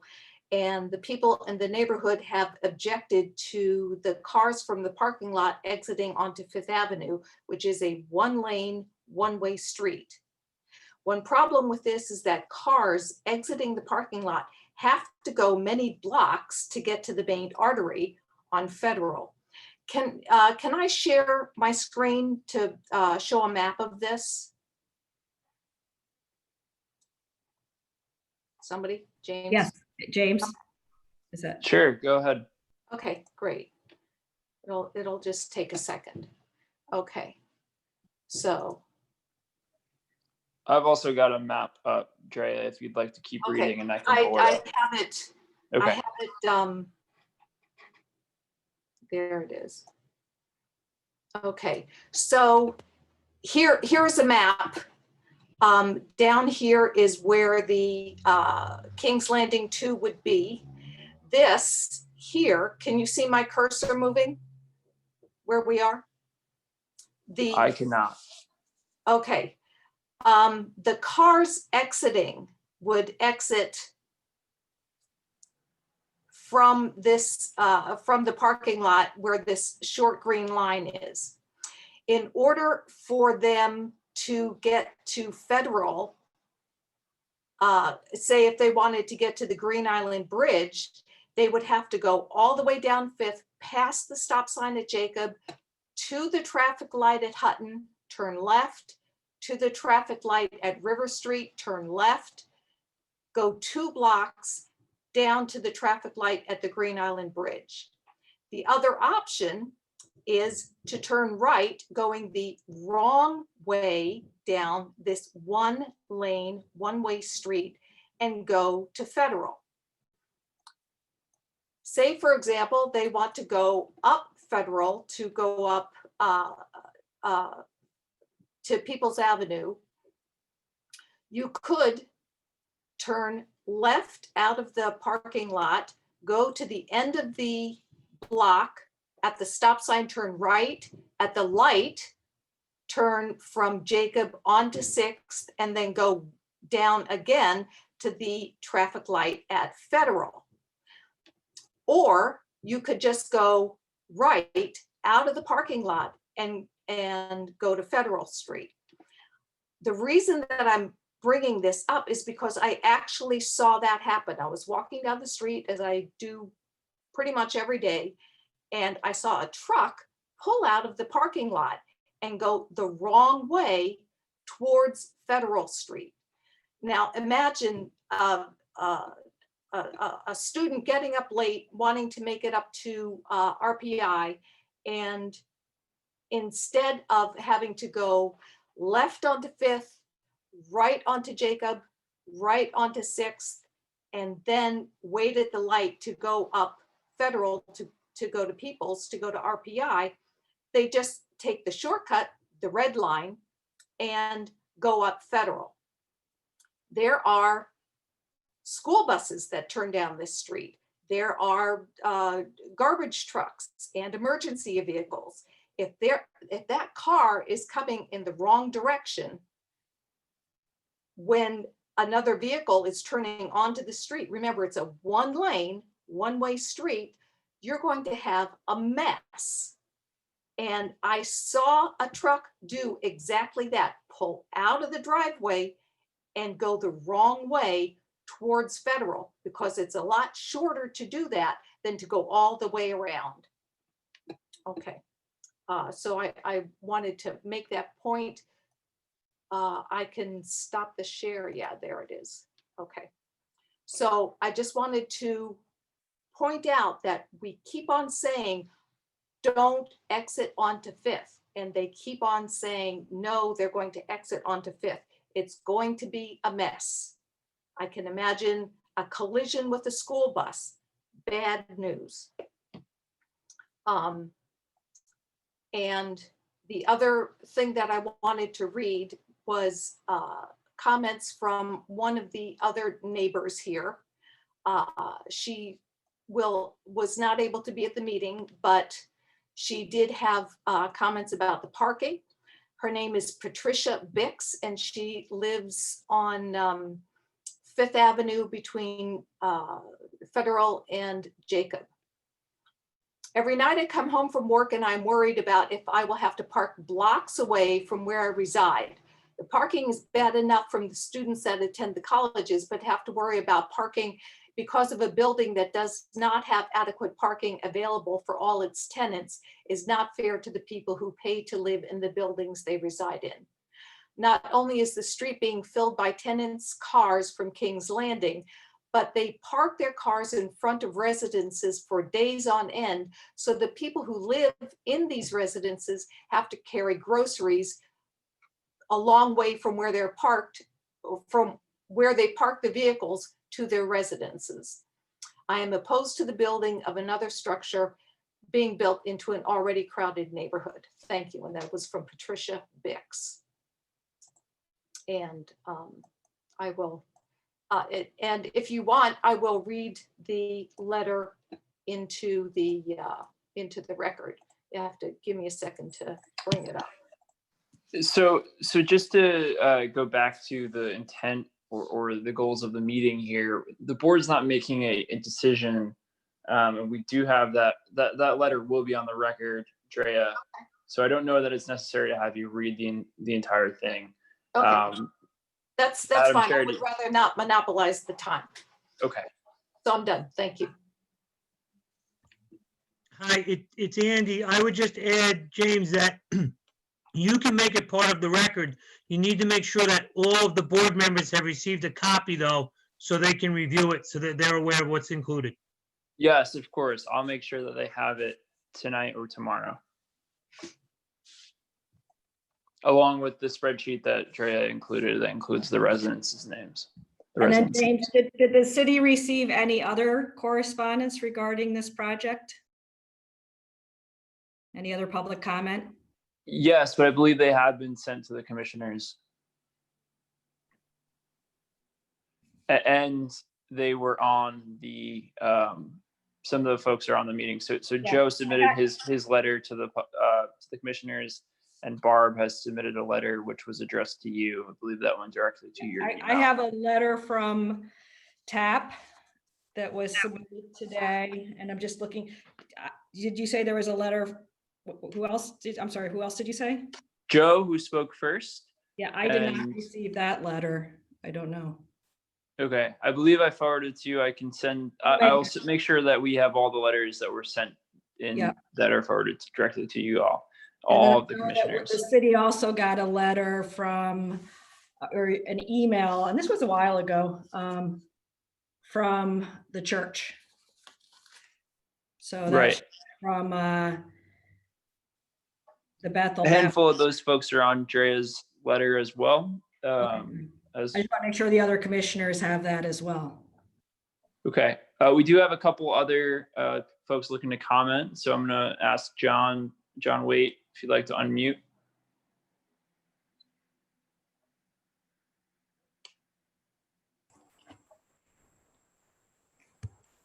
Go ahead.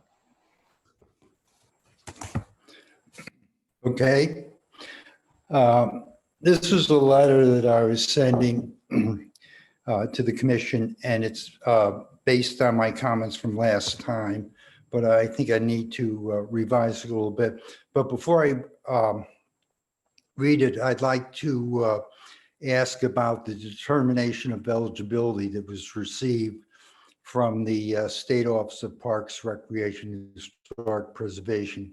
What were the boundaries of their district that they issued the declaration of eligibility for? And I don't know the specific answer to that question, and I don't have it in front of me. I apologize. But they did say that the structures that were involved with the possible demolition as a result of this project would be eligible for the register, and they were within the within or contiguous to the district. Okay, thank you. Okay, this is the letter that I prepared. As a property owner and resident of Fifth Avenue, I'm writing in opposition to the proposed Kings Landing 2 project located at Fifth Avenue and Federal Street. I'm opposed to the project for the reasons outlined in the open letter to the City of Troy Planning Commission by over 50 neighbors, as well as the fact that the request is being made to demolish, I think, 4 historic buildings, 3 on Fifth Avenue and 1 on Federal Street. As a former member of the City of Troy Historic and Landmarks Review Commission, as well as the New York State Board for Historic Preservation, the official state agency responsible for overseeing the National Register program in New York, I believe all of these properties, as well as the adjacent and neighboring buildings, meet the criteria for listing as both a city and National Register historic district. All 4 buildings were constructed as residences in the 19th century, and they retain their architectural integrity and character-defining features. Their destruction would have an adverse effect on a potential National Register historic district. In addition, the building on Federal Street appears to predate the Great Fire of 1862, and therefore is one of the few remaining pre-fire buildings in downtown Troy. The demolition of these buildings and the construction of the proposed Kings Landing project would also adversely affect the remaining buildings of the historic district. And because of the damage by the fire, the open lots may also contain significant archaeological remains. And if you look at the guidelines for seeker, they have to be considered. Based on my experience, all 4 buildings are salvageable. They're in better condition than some of the buildings on our block on Fifth Avenue between Broadway and Federal Street, when that area was placed on the National Register as one of the first historic districts in New York State in the early 1970s. Today, all these buildings have been restored and are fully occupied. Today, there are new financial tools to assist in the rehabilitation of the 4 buildings in the project area. These tools, such as tax credits, did not exist in the 1970s. Other reasons for rejecting the project as designed is that in massing, size, scale, proportions, and materials, it is not compatible with historic 19th and early 20th century buildings of both the neighborhood and historic downtown Troy. Because of its size and massing, the proposed building overwhelms the existing houses on the block and is not a suitable entrance to the neighborhood. Also, it would be a critical location that is highly visible from Federal Street. And the following comments refer to the facade drawings that were presented last time. The new design, I think, is even worse. It's really an architectural embarrassment and is very bland. It's not at all suitable for this area. What I wrote before were the proportions of the proposed building, the character of the windows, and the use of inexpensive and historically inappropriate materials such as fiber cement board are not compatible with historic Troy buildings. Using the first floor as parking with no connection with Fifth Avenue will have a deadening effect on the street. From an urbanistic standpoint, it's really one of the worst things you can do in a residential neighborhood is put parking behind fake windows right on the street so that there's no interaction between the street and the building. In conclusion, I urge the Planning Commission to reject this project. It will have an adverse effect on a potential National Register district. Downtown Troy has experienced a remarkable resurgence, and the proposed King's Landing building is not worthy of the city. It's more appropriate for a suburban location. In fact, it looks like facades are put on the buildings and taken off like wallpaper or lipstick. It is not an appropriate design for this area. It does not reflect any understanding of the architecture of Troy. The things that the architect just said, if you listen to what he said and look at the drawings, they're 2 different things. The cornices aren't what you see in Troy, and it's just something that should not be built. It's the wrong project at the wrong time for Troy. And I'd just like to underscore the points that Joe Fama made along the same lines. This is something that we in the neighborhood really urge the Planning Commission to reject and require that if a new seeker application is made, it's got to, by law, it's got to really take into consideration the historic preservation issues. Thank you. Okay, thanks, John. Barb, you want to go ahead and unmute yourself? Sure. Thank you, John. That was, or Jack, that was very informative. So I'm speaking for TAP. TAP is for 50 years been advocating for pretty much self-determination for local neighborhoods. There is no knowledge like local knowledge. And I ask you, the commission, and the designers and the development team to please listen and weigh heavily the input and feedback of the people who live in this neighborhood, who have invested long-term in this neighborhood. And I think they have presented over and over again clear and rational arguments for whether this proposal is appropriate in the neighborhood. We struggle. When I was on the years that I was on the commission, it's very difficult to define that term appropriate. What is appropriate? The architect talked about the appearance, making the facade look like several townhouses. I'm sorry, townhouses have stoops. Townhouses have doors. Townhouses have people coming and going from the street. Townhouses encourage interaction between neighbors. So a facade with only one doorway and then 100 and 200 feet of no physical neighbor interaction, it's just not compatible. I want to reinforce that I don't believe that this neighborhood, and certainly I and TAP, are not opposed to development. We need investment, we need renovation, we need new construction, but we need it to be of appropriate style and scale that enhances the nature of and the character of our neighborhoods.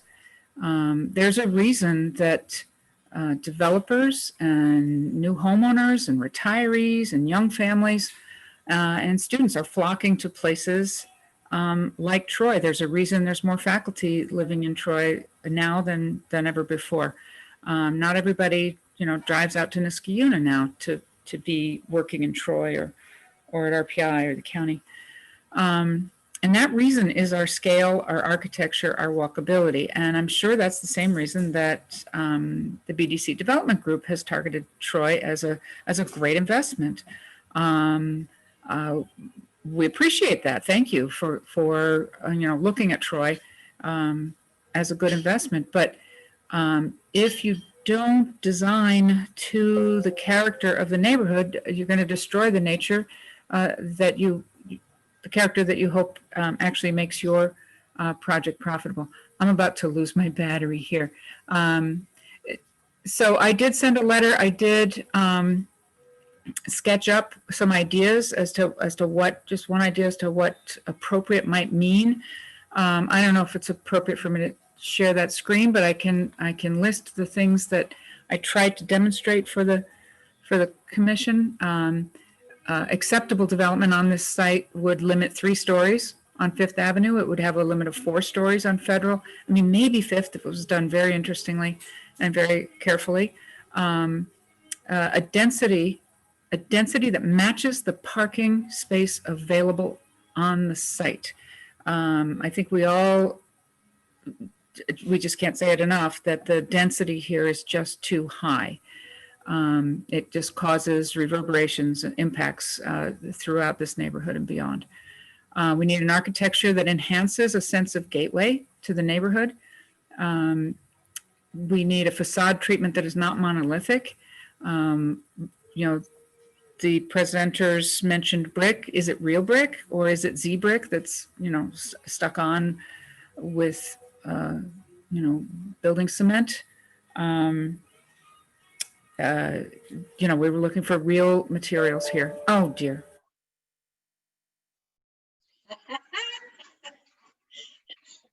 Okay, so we lost Barb. Barbara Higbee, you have your hand raised. I'm gonna ask you to unmute.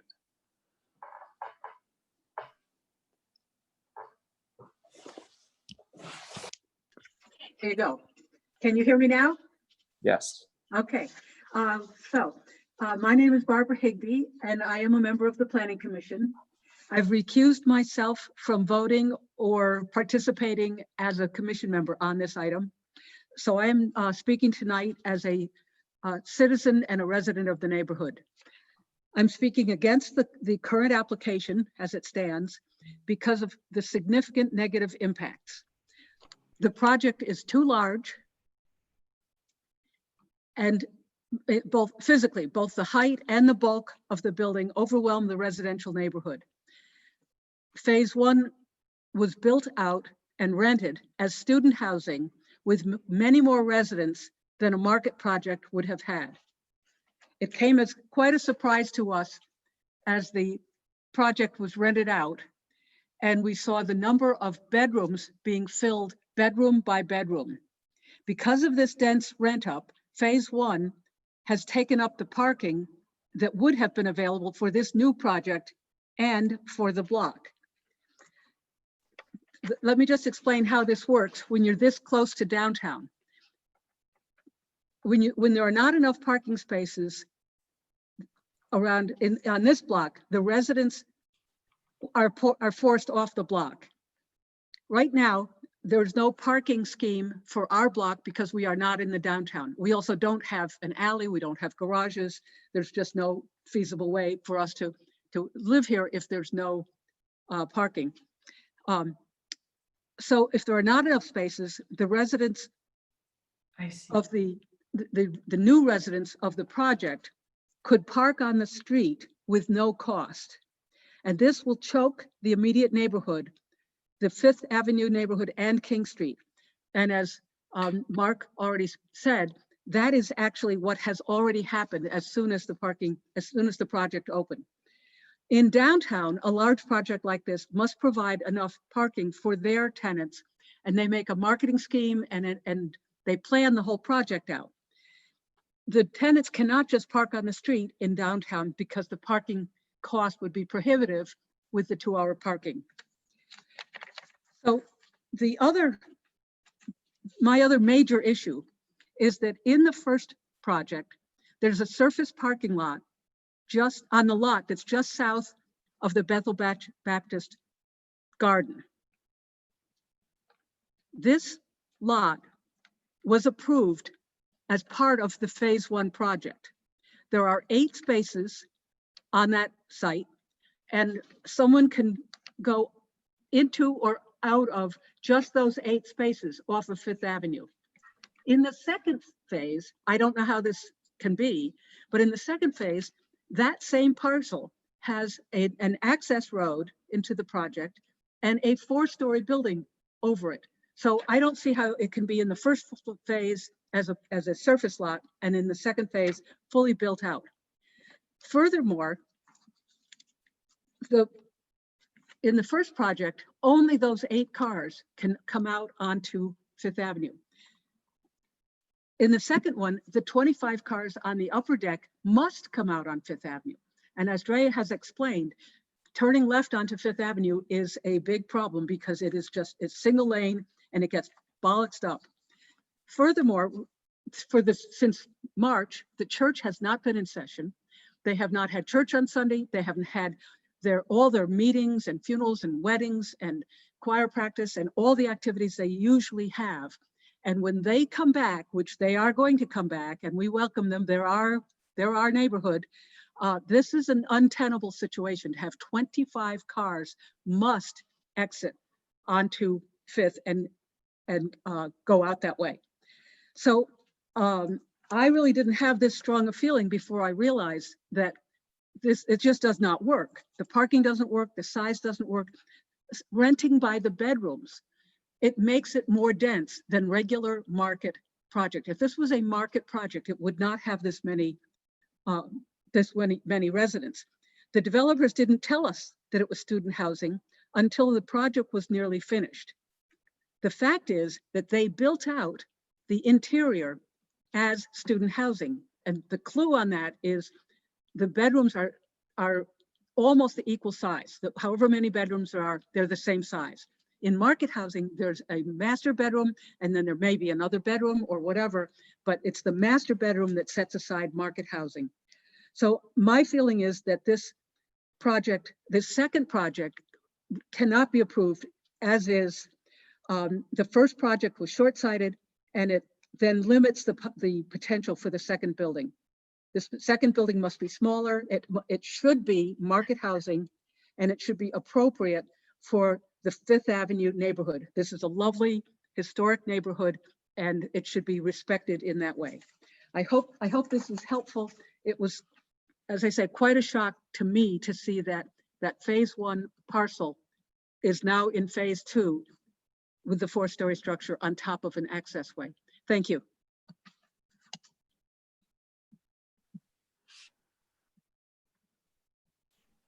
Okay, Doris, do you want to go ahead and unmute? Hello, hi, Doris Day. I'm a member of Bethel Baptist Church. I'm the head of the trustee board presently, and I just want to give some observations about my personal observations in regards to phase 1 of King's Landing. As Barbara says, we were not under the impression that this was going to be student housing, which is almost like a glorified dormitory situation here. Bethel has not been in session, but we have allowed individuals to park in our parking lot.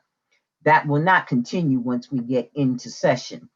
Now, I'm not sure how this new phase 2 is going to go, because you're saying you have 62 apartments, and I'm not sure if these are single apartments or if they are double. And if they are double apartments and each individual has a car, you don't have enough parking, even with 38 additional spaces on adjacent spot to accommodate the parking. Right now, as Barbara has told you, the students are parking on the sidewalk. And I don't understand, because when we were initially told that this project was being formatted, that there was ample parking. And it seems that the parking is optional with the rent. So if somebody does not buy that parking space, then they are on the street, or, now we're at odds in the neighborhood trying to jockey for space to park. That's not what the people who invested in this neighborhood previously were expecting. Now, another thing we have to take a good look at is the density of this project. As you can see right now, King Street had a major water main break. So with all the new development in that area, I don't know if the infrastructure is one thing. They said that they've had, environmental studies, whatever else.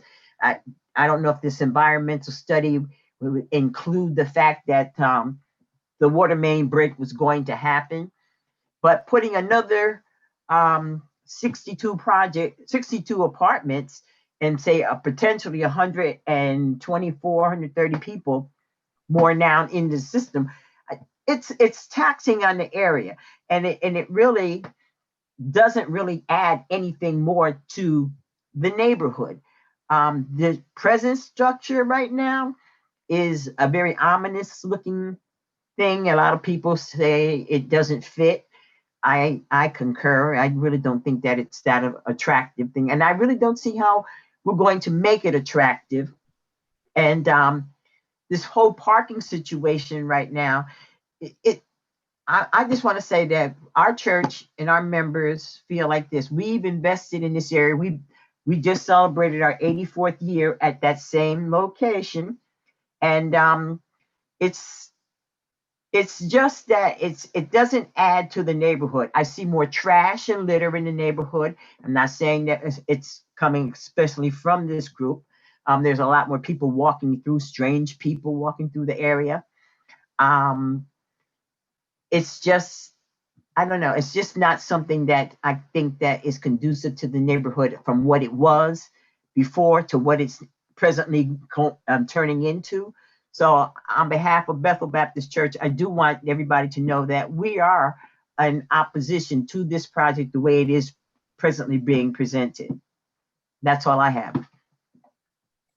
Okay, thank you. James, how many more people are there? It looks like we have 2 right now. I believe Ronnie, and it looks like Trudy has their hand up. Okay, that's good. Please. Ronnie, do you want to go ahead? Yeah, few words. So not as eloquently as Joe Fama or Jack Waite or Barb Nelson, but I recently moved back to Troy after having been gone for 50 years. And I moved back to Fifth Avenue and have a beautiful townhouse between Fulton and Grand Street, which will be impacted by any major development on the other side of Federal Street. My business also moved to Hutton Street between River and Fifth Avenue. So that makes this new development at the center of my life. I just want to say that I think that this development is short-sighted. It doesn't present us with an opportunity for the future growth of Troy, which is going to happen. And people are going to come here because of our style, our history, and our community. Thank you very much. Trudy, you want to go ahead? Yes, very quickly. I live at 2142 Fifth Avenue, which is directly across from the parking area that from phase one. And so I can tell you that I have seen all of the things that have been mentioned by Drea. I have seen people come out and turn right instead of left in order to short circuit their travel. And I have seen people who live in phase one park in front of my house and, you know, take their groceries, whatever, and go across. So I know that they live over there. When I moved into 2142 5 years ago, I had a view of the Hudson River, which King's Landing phase one has completely obliterated. That's my personal problem. I understand development happens, but I oppose this project because for the most part, it's going to bring too many people and too many parking issues and just congestion in an area of Troy that is already struggling with parking. Thank you.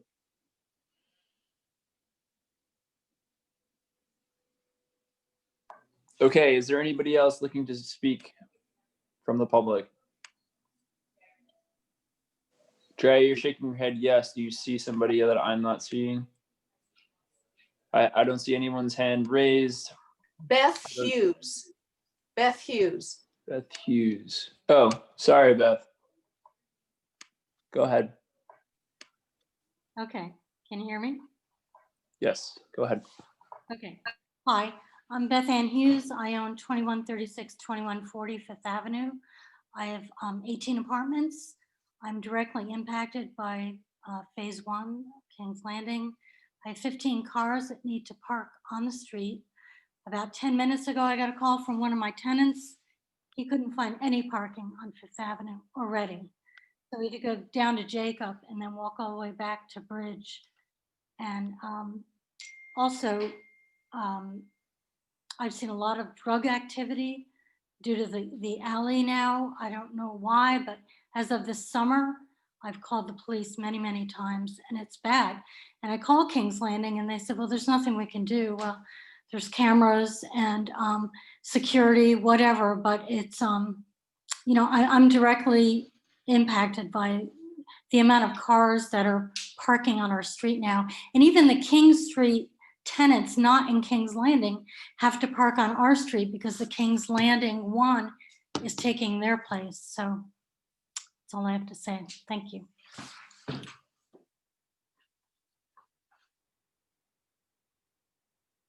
Okay, it looks like Kurt. Yes, Kurt Gardner. I'd just like to ask that we, at this point, limit to 3 minutes and that we don't repeat anything new. You know, just trying to, if it's already been, a point's been made, you can agree with it, but we don't need to listen to it repeated. Thank you.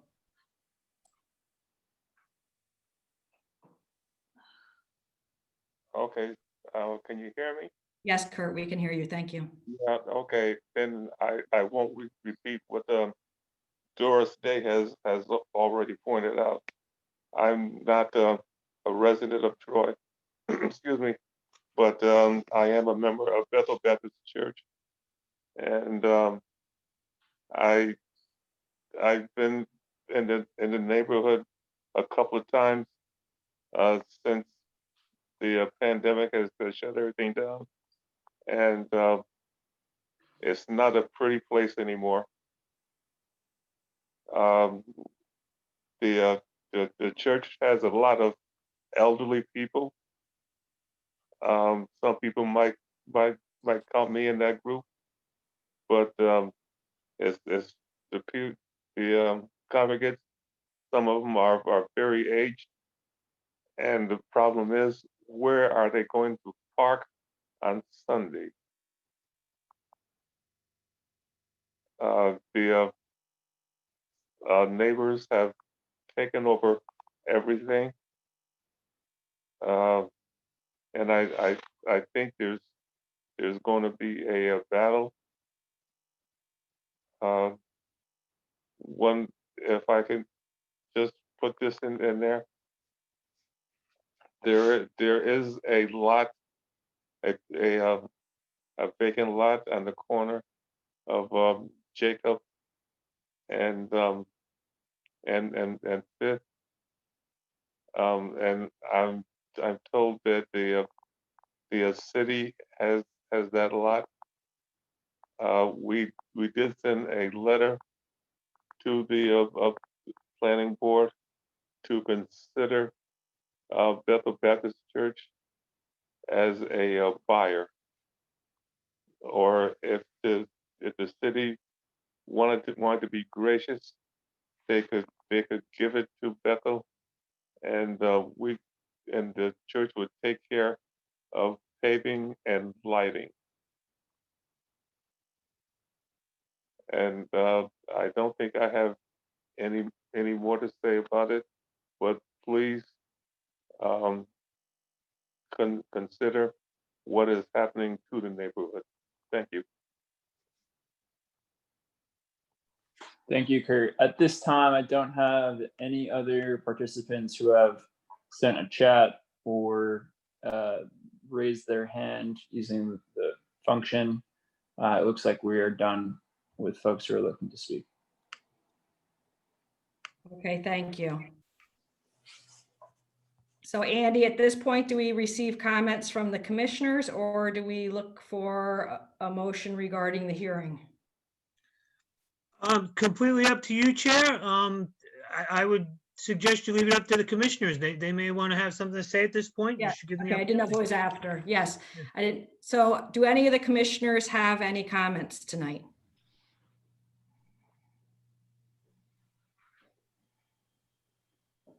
This is Sara Wengert. I have no additional comments.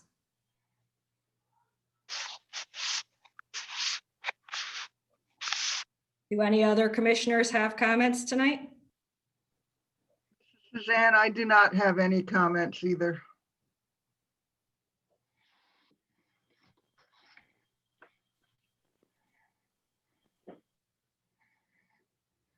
All right, I do not hear any more comments from the commissioners. So I would ask at this point what the commissioners would like to do regarding the public comment. I guess the question is, do we want to close the public comment out tonight? I make a motion that we close public comment. Is there a second? I second. All in favor, say aye. Aye. Aye. Aye. Any opposed? Motion passes.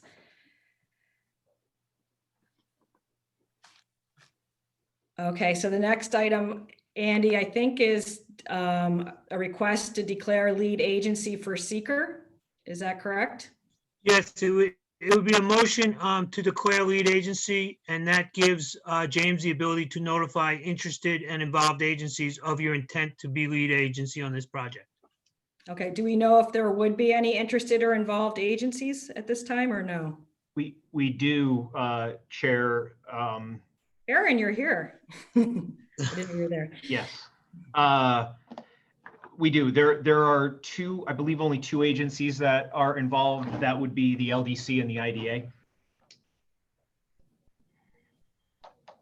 And I would just add, clearly SHPO would be an interested agency because they've already obviously expressed an interest. That's what raised this issue. So My understanding, and I apologize, I am obviously late to the meeting. I don't know if this has been discussed, but my understanding was that SHPO is in process of writing a letter saying that they are not an involved agency. And I would agree with that, Aaron. But there's a legal distinction between an interested agency and an involved agency. Okay. Not to overlaw it, but involved agencies can dispute your lead agency designation. Interested agencies may have an interest in the matter, but they can't dispute lead agency. But I would definitely think SHPO would be interested. So should SHPO be notified in addition to the LDC and the IDA? I would suggest that, yes. Thank you, Andy.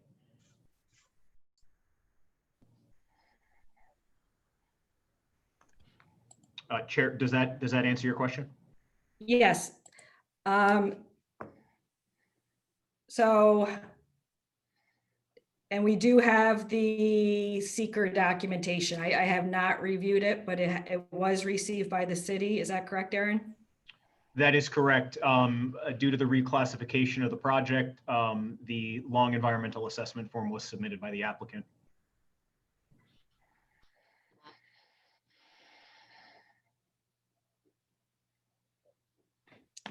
Okay, so is there a motion to declare the City Planning Commission lead agency for seeker review? This is Sara Wengert. I make a motion that we declare the City of Troy Planning Commission lead agency for seeker. And this is Suzanne. I second it.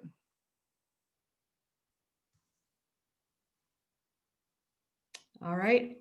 All in favor, say aye. Aye. Aye. Aye. Aye. Anyone opposed? Motion carries. This is Cosmo Morfione. James, is it possible to get all the public comments and letters that you received emailed to me? Yes. Thank you.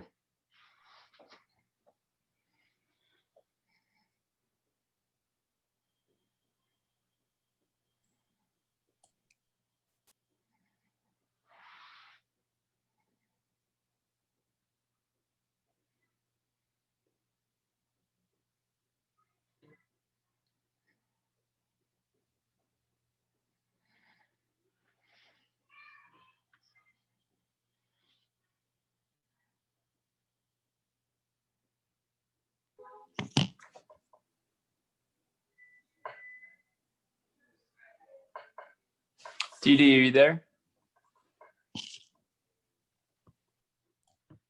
All right, so we are moving now on to new business. First case, PLPC 2020-0047, location 300 4th Street. This is a change of use site plan review and seeker determination for an unlisted action. Sawdust Development is seeking approvals to convert an existing structure into 4 new apartments. The applicant is represented by Lisa Rodriguez of Troy Architectural Program. Madam Chairwoman, this is Charlie Chapone. I'm actually on Hi, Charlie. for Sawdust. How are you? Good. Good. So I'm Charlie Chapone. Thanks for having me tonight. It's always great to be in Troy, even if it's virtual. Before I turn it over to Lisa Rodriguez, I wanted to take a few moments and tell you a little bit about myself. I grew up with my parents and brother and 3 sisters and my grandfather at 90 Ida Street in Troy. A lot of people in a small house that my brother Sam now resides in. It's just a few short blocks from the building that we're going to discuss shortly. My brother Sam Chapone and his family have been investing in Troy neighborhood projects for several years and is active in helping South Troy community. You know, growing up in Troy and having a vibrant, close-knit neighborhood was a big part of making me the person that I am today. And my wife and I were looking to make some real estate investments and decided to come back home and to join the cause and improve our neighborhoods in Troy. I'll tell you a little bit about the building, 300 Fort Street. It's really more than just a building to me. It's a place filled with a lot of childhood memories, traveling to Deachson's Meat Market with my mother to pick up food or meat for dinner. And for those of you familiar with Deachson's, as a kid, going with your parents to Deachson's, you always ended up with a hot dog, which was kind of a highlight of the trip. You know, walking in the store was always filled with a lot of familiar faces and warm greetings from the neighbors. One distinctive feature at the store was, you know, sawdust was all over the cement floor, which is the connection to the name of the LLC, Sawdust Development. So my wife and my plan is to convert the building into 4 apartments, keeping one of them for ourselves. We travel often to Troy to visit family and really want to be part of that neighborhood.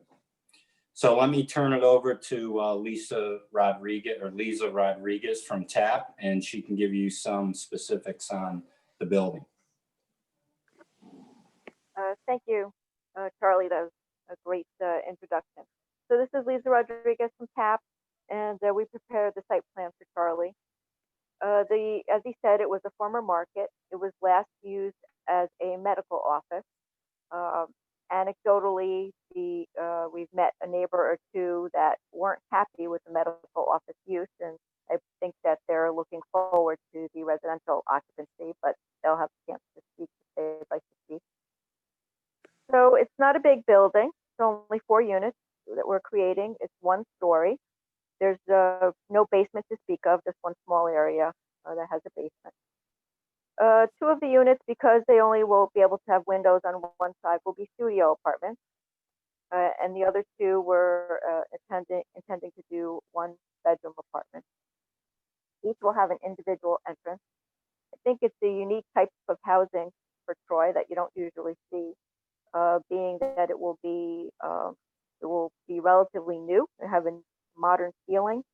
There'll be loft spaces above the bathroom and kitchen areas, which could be used either for sleeping or storage. So even though you'll have a studio, you potentially have a place to put a bed that's out of your main living space. And that's afforded by the higher ceiling height of a commercial building.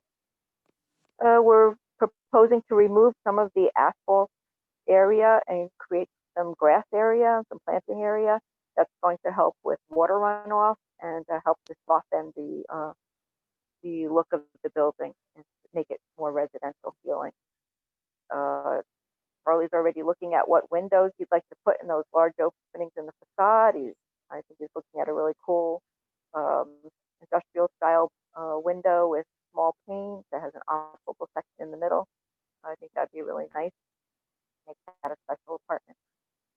So I think it's a pretty straightforward project. It's all existing. All we're doing is, breaking up the building in a different manner and taking away some of that paving in the parking area. I'd like to hear other people's thoughts. All right, thank you. I'll open it up for public comment at this time. Is there anyone here that would like to comment on this project?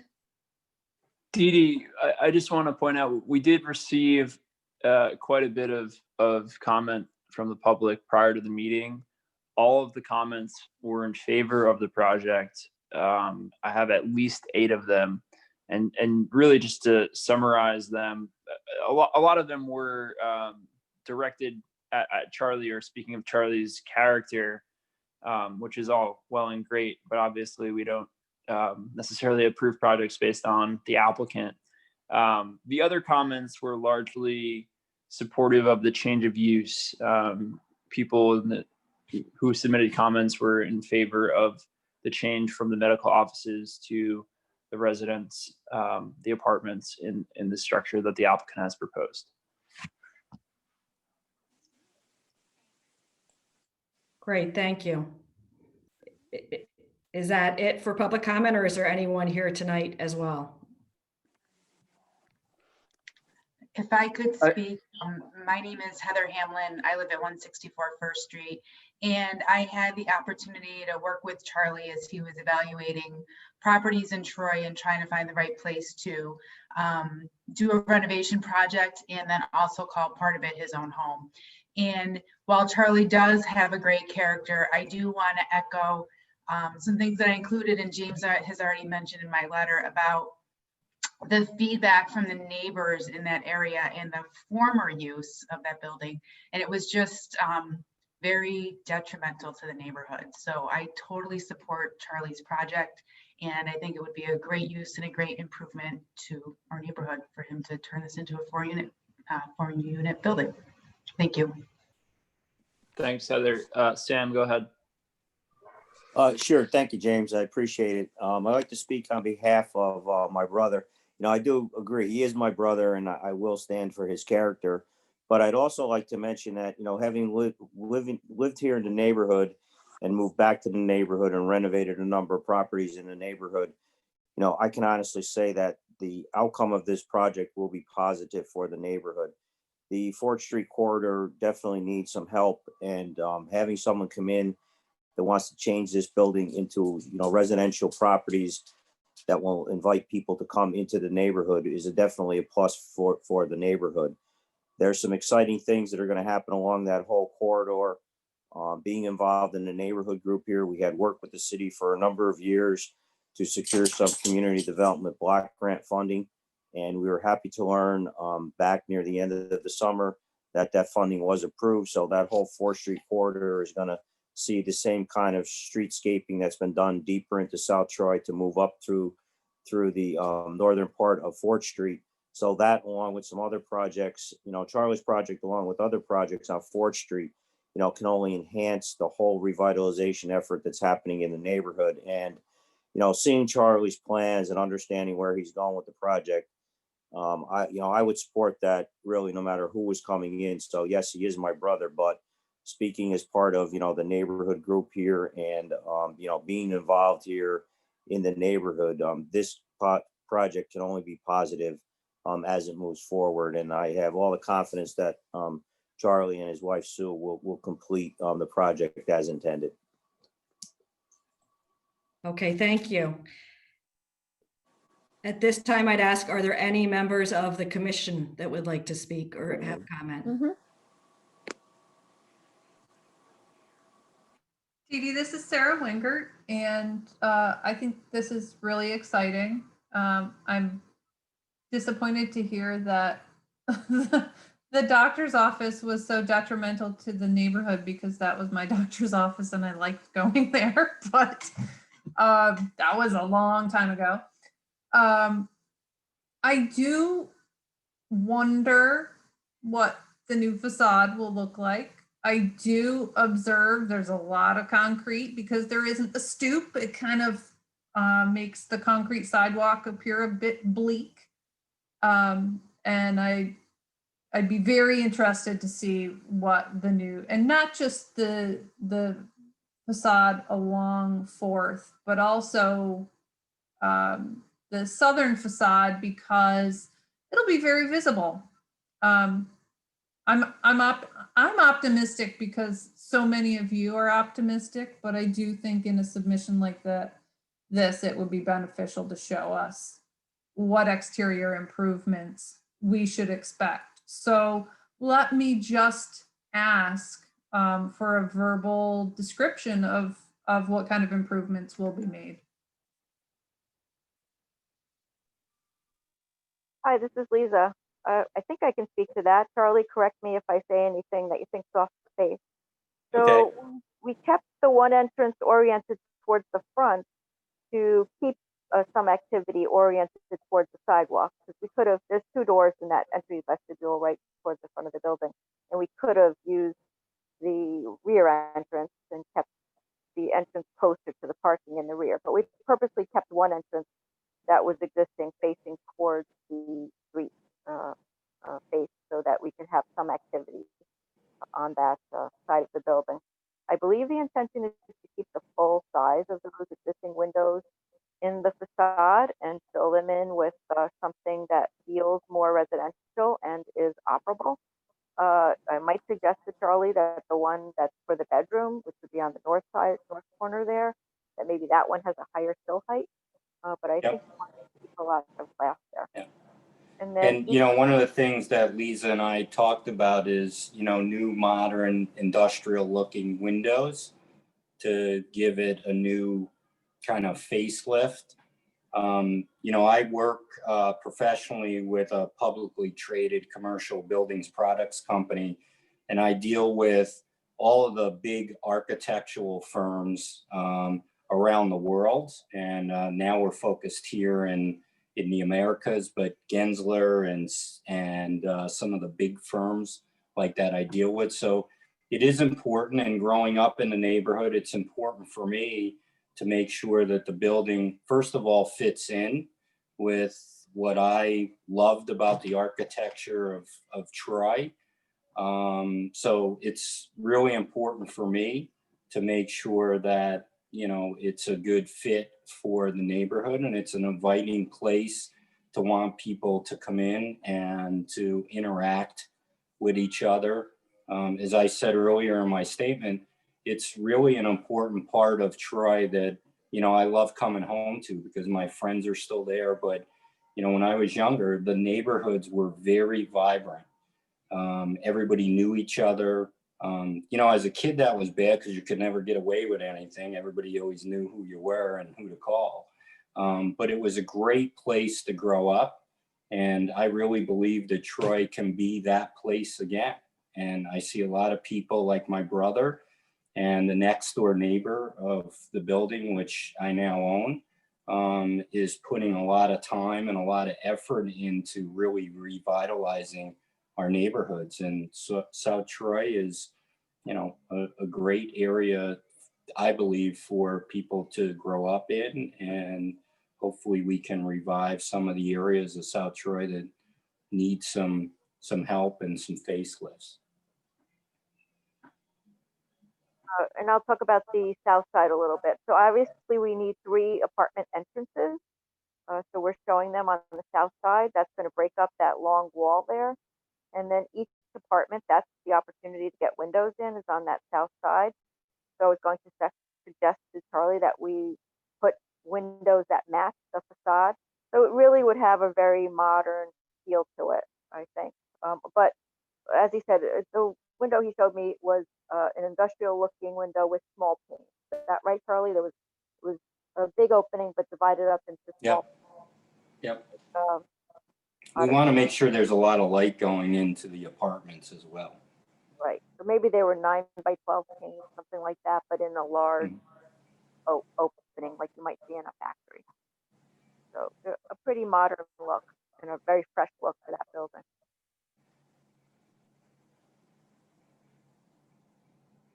That's really all the changes you would make. You just need some doors and windows on that south side and change out the commercial windows on the street, the plate glass storefront windows.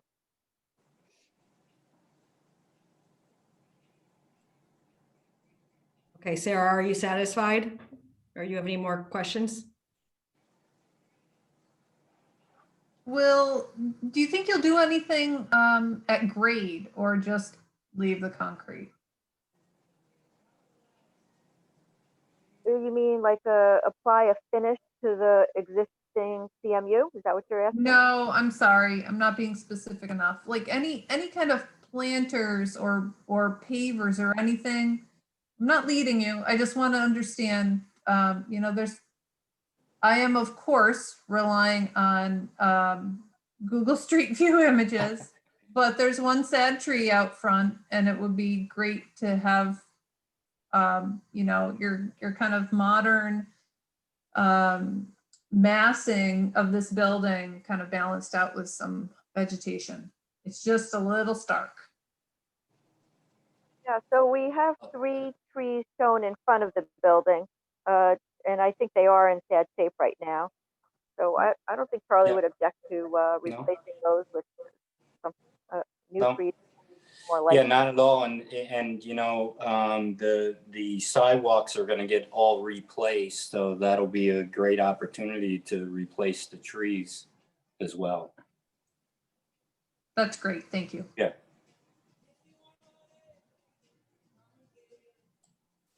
Any other commissioners have comments?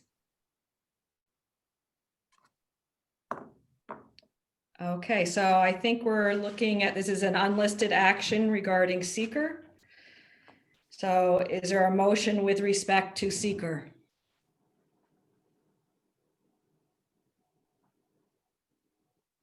This is Sarah. I make a motion that that the City of Troy Planning Commission serve as lead agency.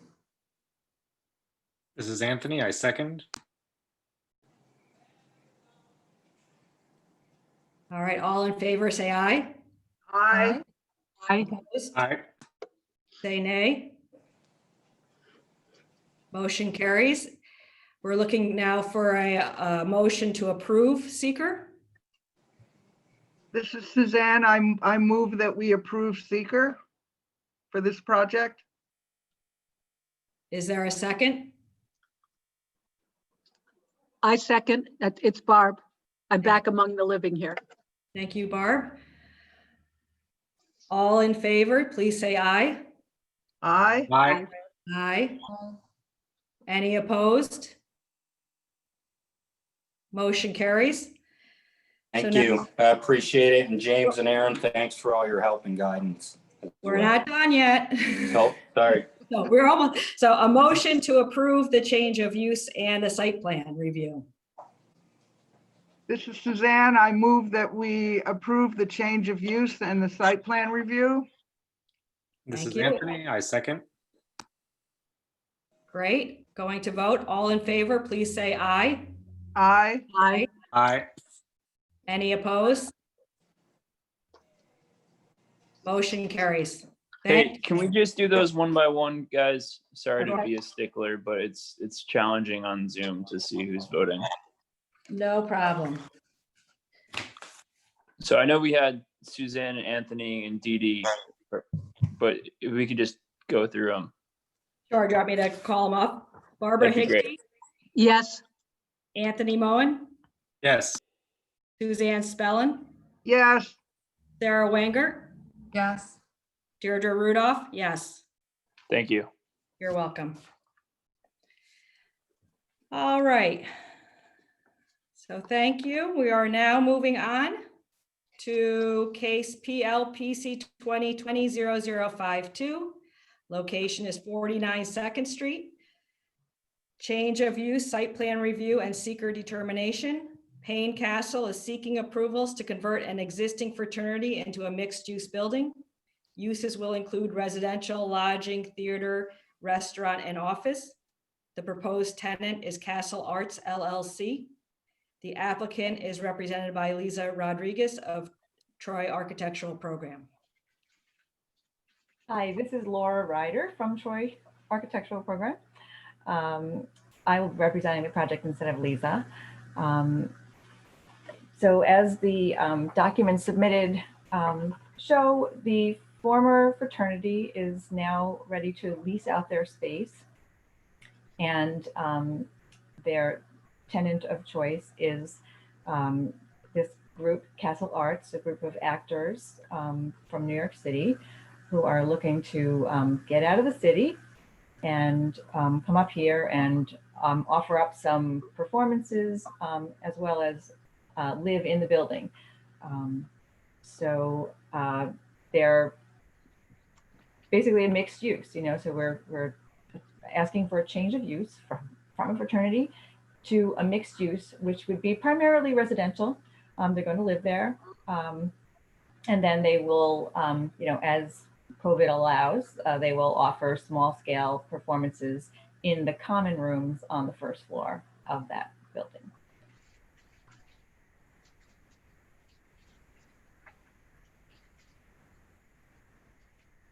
Okay, thank you. So Aaron, is this a site plan review as well, or is it just a change in use? So I will leave the site plan review up to the commission to decide. I don't believe there's any physical alterations proposed, but if there are any, no matter how minor, even if it's repairing the sidewalk, that would be subject to site plan review, I believe. The one thing I do want, if Andy could clarify, I don't believe this is an unlisted action anymore. I actually believe that this is a type 2 action. We had classified it as unlisted because this project was in front of the ZBA for a use variance last week. It was actually on the ZBA agenda for a use variance, but before that, it was a zoning interpretation. Based on the zoning interpretation, the use variance is no longer required. If that use variance had been required, then this would have been an unlisted action. Andy, correct me if I'm wrong. Nope, you're absolutely correct.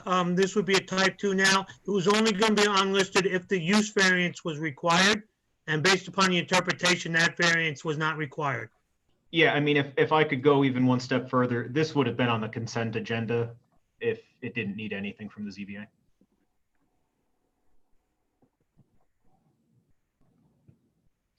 Okay, I'm just going to jump in here and confirm what Aaron said, and that is there will be no changes to the exterior of the building. One of the most important pieces of finding a tenant for this project was to find someone who would be willing to live in the building without any changes being made to the historical fabric of the building. So, you know, the Payne Castle does do ongoing maintenance. They have been excellent stewards of this historic gem for the years that they've maintained it. If none of you have been lucky enough to go inside this building, it is still an intact one-family home, even though it's been a fraternity since 1950, 1932, something like that.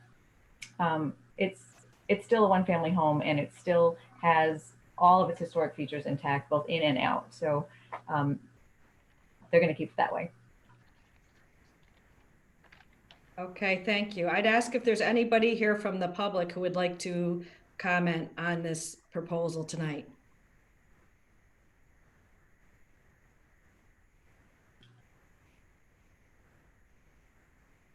All right, any commissioners have comment? I've got one quick comment, Dee Dee. Thank you. I don't necessarily want to subject this to site plan review, but just reviewing there on Google Street View as well. There is an empty tree pit there, and it appears that it's pretty tight or causes some sort of bottleneck with the encroachment of their porch. So I don't know if they were intending on filling that tree pit or addressing that as a tripping concern. It's certainly not ADA compliant as is. So just that their sidewalks would be ADA compliant. Well, we have Paul Safran from Payne Castle Inc. Paul, do you want to answer that? You're muted. All right, there we go. Unmuted. Okay. Actually, I just purchased paving stones and measured that as 49 by 49 inches yesterday to fill it. It's personally been bugging me. I own some properties in Saratoga that have similar things. Down the road, we can pursue whether we want to have a tree planted there again. I do believe the one that was there must have not survived. But yes, that actually, we have an alumni work party next weekend. So James, you can expect to have that filled with paver bricks leveled to the concrete around it this coming week. Thank you. Are there any other? Excuse me. Prior to starting that work, please obtain the appropriate permits from code. Okay, I can do that. Okay, I just wanted to ask if there were any other sections of the sidewalk that had uneven heaving that may need to be beveled or leveled. No, our section in front of the building actually looks like it's fairly new, and everything else is in excellent shape except for that small pit where the tree was. Thanks. And so, Mr. Vera, right? Yes, sir. Is there a preference to have a tree versus pavers? I mean, when I apply to do something with it, we were thinking more of a, let's get it fixed so it's not a tripping hazard. Does the city have a preference as to what should be done there? I do not. The commission may. My concern is more the process by which you'll be repairing the sidewalk. We have standards for that type of work, and we do have a permit that you'll need to obtain. I'd be more than happy to meet you out on site at your earliest convenience, and we can go over that process. That would be wonderful. I already have a schedule there for Monday afternoon for some work on our fire extinguisher system, but we can touch base. I can email you. And along that line, I would like to extend not only thanks to this board for all the time that you give. I've been on both sides of these boards, and also invite any of you, as Laura brought up, the opportunity to walk through the building. We're very, very, very proud of it. And we hope to have it be a long-term commitment and our access to our alumni, which this is an interim use that we're hoping will get us to our longer-term plans to have it be a continued asset for Troy for another 100 years or 70 years that we've owned it.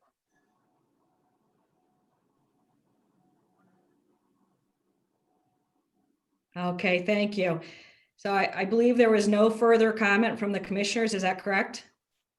This is Suzanne. I just wondered, I don't know if it's covered under anything that we have any control over, but is the interior going to be maintained and or improved as necessary? The historic, the Lincrusta, the woodwork, all the goodies in there is the new tenant going to be able to do anything to change that? Laura or me? Paul, you probably know more about what you're going to allow the tenant to do or not to do and what you guys are doing as ongoing maintenance. We're not going to allow the tenant to change much of anything except sweep the floors. We have received historical preservation awards for the building. It is, now that we have cleaned out a lot of the detritus from the fraternity being there for 70 years, it is in incredibly good historical condition.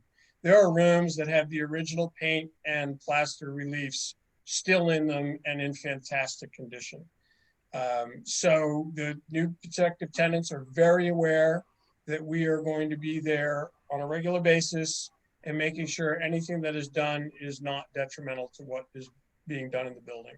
So there are no structural changes planned for the building whatsoever. We have a long-term plan to kind of restore. Most of it is deferred maintenance on the exterior, you know, windows and brick pointing, roof, things that, you know, we've been patching for many, many years and hope to do a more thorough job. But I can assure you that you will walk in the door and your mouth will be agape at the condition the building is in. And the prospective tenants clearly know that we have a vested emotional interest in keeping that.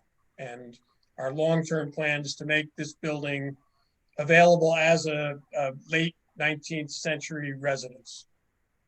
Well, that's wonderful. Thank you. I might take you up on that and knock on the door. Knock on the door. Most times we tend to grab a bottle of water and sit on the front porch. And when people stand there staring in the open door, we walk them through. Okay. Thank you. Or my contact information is on the application. Reach out. Thank you. All right, great. Any further comments? All right, there being none, this is a type 2 action, so we just need to have, I guess, do we want to have an approval for change of use and site plan review, or just change of use? There's not a distinction between those two. Whether if you approve the change of use, you are essentially approving the site plan as well. All right, so unlike subdivision approval, which I believe you guys had a case earlier where that came up. Subdivision and site plan are two separate things. Change of use and site plan are essentially the same. All right, so is there a motion to approve this proposal? I move to approve the proposed change of use. This is Anthony. Is there a second? I second it. Okay, approved by Anthony, seconded by Suzanne? That was Yeah. a photo finish, but yes. Yes. All right, taking the vote, Barbara Higbee? Yes. Anthony Moen? Yes. Suzanne Spellin? Yes. Sara Wengert? Yes. Deirdre Rudolph? Yes. Motion passes. Thank you very much. Thank you. Thank you. Good All night. right, we are getting through this agenda. We are on PLPC 2020-0048, which is 509 Pauling Avenue, site plan review and seeker determination, unlisted action. Armando Ortiz is seeking approvals for the addition of a driveway and parking at the above referenced address. Access is proposed from the rear of the lot off of Excelsior Avenue. So is the applicant here tonight? Yes. Good evening. My name is Mark Danskin. I'm representing the applicant this evening. Great, thank you. I'm the local land surveyor. As stated, the property is at 509 Pauling Avenue. It's located on the east side of Pauling Avenue. It's a relatively big lot. It's 60 feet wide and approximately 240 feet deep. It's occupied by a duplex. It is well above the road and there is no driveway access to the site from Pauling Avenue. The rear of the site accesses Excelsior Avenue's right of way to the east. The pavement stops short about 40 feet from the terminus of the right of way, which coincides with my client's rear property line.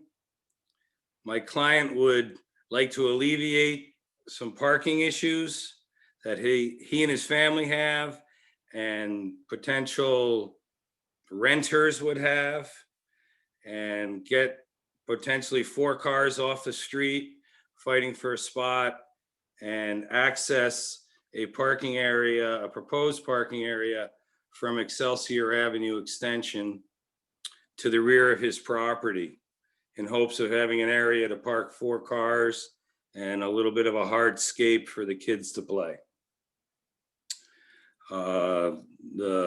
As I said, he's got quite a good sized lot. It's very gently sloped, very slightly towards Pauling Avenue. Perhaps a change of grade from Excelsior Avenue to the property line of only a foot or two. And I think it would be very beneficial to him and the area to get some parking back there.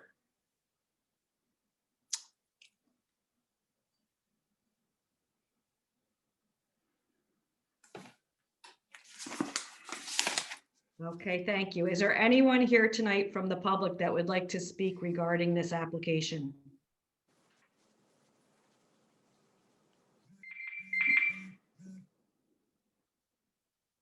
I don't hear anyone. So commissioners, do you have any questions or comments?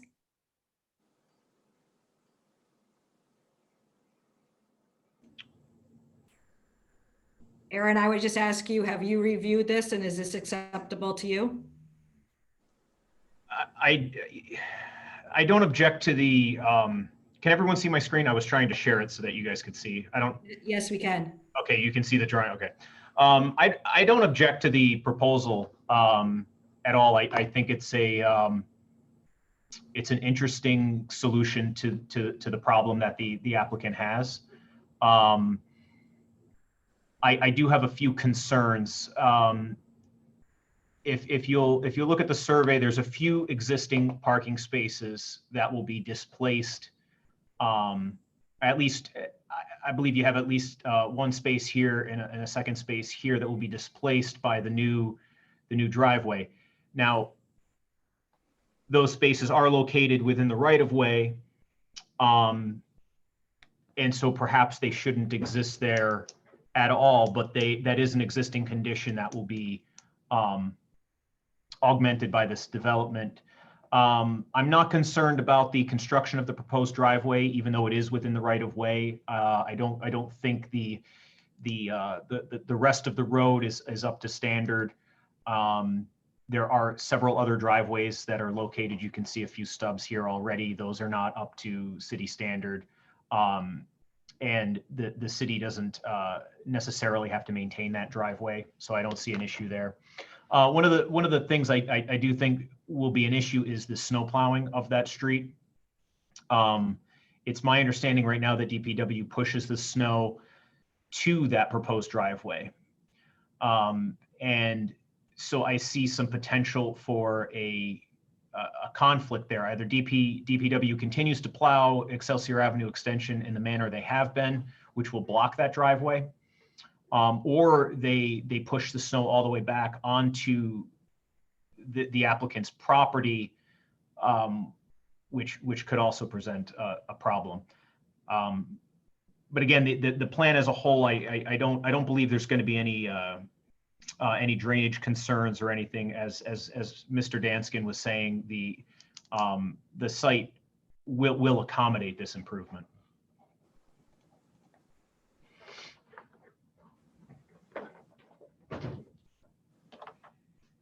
Okay, thank you. So any further comments? Questions?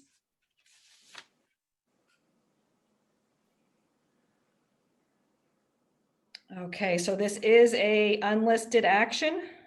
So a seeker unlisted action. So we will need to take action on seeker tonight. Is there a motion to approve the seeker regarding this project?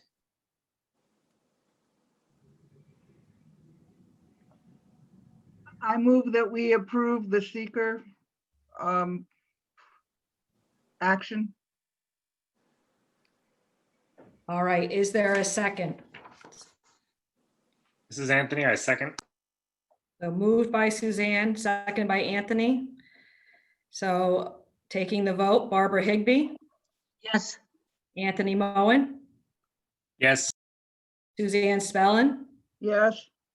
Sara Wengert, Yes. Deirdre Rudolph.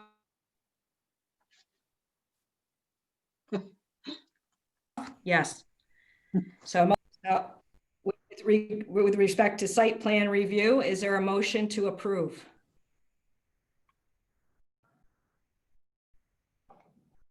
I make a motion to approve the site plan. This is Sara Wengert. Is there a second? I second it. It's Barbara Higbee. Motion made by Sara, seconded by Barbara. Taking the vote. Barbara Higbee? Yes. Yes. Anthony Moen? Yes.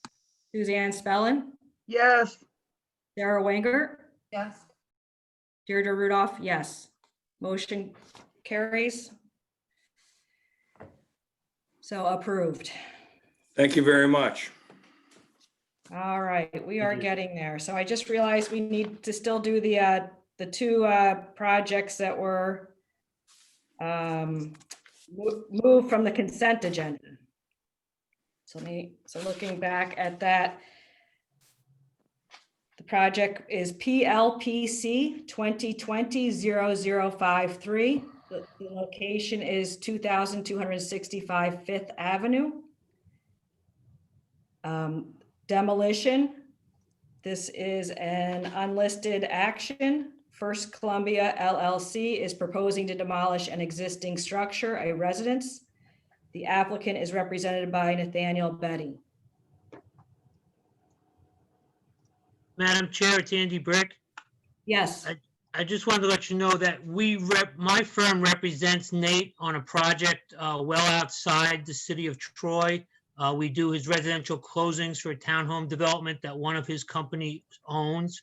I don't believe it would be a conflict of interest for me to continue to represent the board, provided that Nate consented to that. But I just wanted to make the board aware, and if the board believes they'd be more comfortable with other counsel, I could talk to the corp counsel's office and get you somebody. Okay, thank you, Andy. I would ask the commissioners to weigh in. This is Sara Wengert. I'm comfortable with Andy Brick remaining our counsel on this project. This is Suzanne. I agree. This is Anthony. I agree as well. I feel comfortable proceeding with him. Okay, thank you. Barbara? Yep, I'm fine. And I am fine as well. Great, thank you. You're welcome. So is the applicant here tonight? I'm here. Thank you. Could you discuss this project? Sure. So it's a former residence along Fifth Avenue, two-story brick. We bought it from the LDC of Troy several years ago with the instructions in the deed to demolish the structure. So we are just fulfilling that requirement that was written on the deed.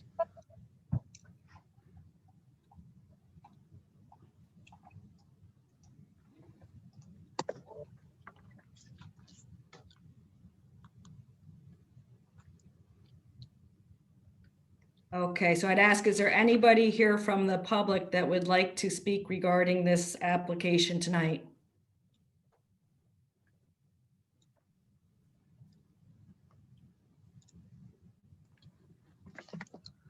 I don't, there's no one I hear. Is there any of the commissioners who have questions or comments regarding this proposal tonight? This is Sara Wengert. I have two questions. My first is probably to James. I'd just like to understand the context in which the requirement to demolish the building was made, if you can answer that question. I cannot answer that question. Aaron, I don't know if you can. Yeah, I can. Which building are we talking about? The one on River Street? The small this one? is Fifth Street. Fifth Avenue. It's the Oh, little that one. building, perhaps Nathan could answer that. I don't believe that building's been condemned. I believe Nathan should be able to. It has not been condemned, no, but it was written in our deed from the LDC to us when we acquired it that it was supposed to be demolished. Yeah, I can confirm that the requirement of the LDC for both of these structures was to be demolished. Just a question for Andy. If it's a requirement of the city for this to be demolished, does it need to come to the planning commission? Just a procedural question. It's an excellent question. Apparently the answer is yes. It's somewhat counterintuitive. It's a requirement, I believe it came from the local development corp, not the city. But the condition of Mr. Betty acquiring these properties was that he demos what's on them. So he's in the process of trying to comply with the conditions that were attached to the transfer when he acquired the properties from the LDC. So I'm not sure. It's a difficult situation to put the planning commission in, that you're now sitting in judgment on something that was a condition of a property transfer, and your decision could have drastic impacts upon undoing that transfer or the transferee not being able to comply with conditions that were imposed upon them. So it's a really weird situation.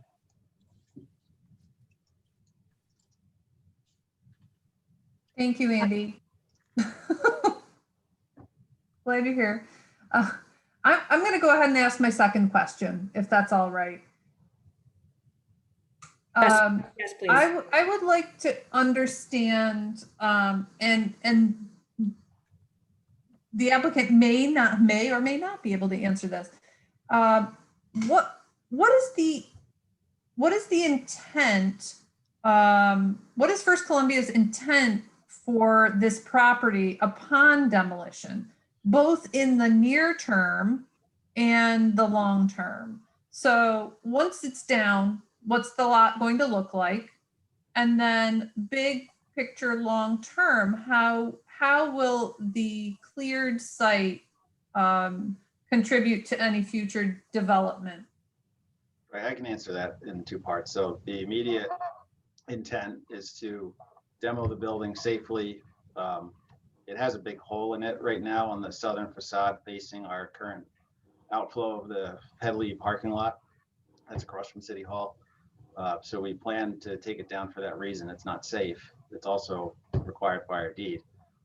So we take it down, scrape the site of its foundations, leave the grass in the backyard for now. Long term, I will be back for a expansion of that parking surface.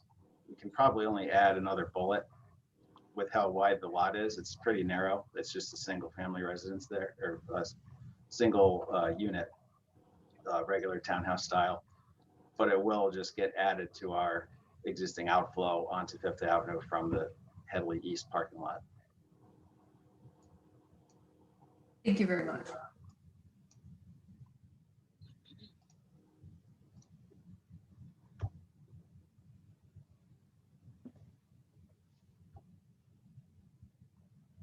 Okay, so do any further commissioners have questions or comments regarding this proposal?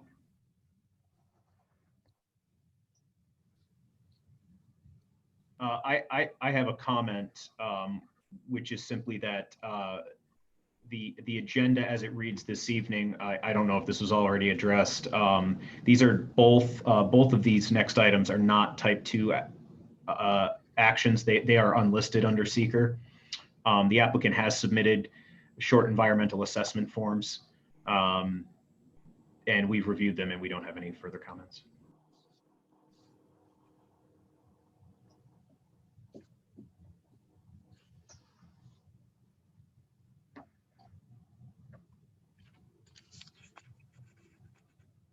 Okay, so there's no further comments from the commissioners. So we need to first look at seeker. So is there a motion to approve? Sorry, Dee Dee, I just remembered Marie Gavazzi is always on these calls talking whenever a building is torn down, and did submit a comment asking her usual request that any historically significant or anything that can be salvaged from the structure be salvaged. And that goes for the next case as well. I won't repeat the comment. Okay, thank you, James. Also, before you take a vote on seeker, I believe you have to declare lead agency. All right, thank you, Aaron. Dee Dee, this is Sara Wengert. I make a motion that the City of Troy Planning Commission serve as lead agency for seeker. Thank you, Sarah. Is there a second? Suzanne, I second. All right, taking the vote, Barbara Higbee, Yes. Anthony Moen, Yes.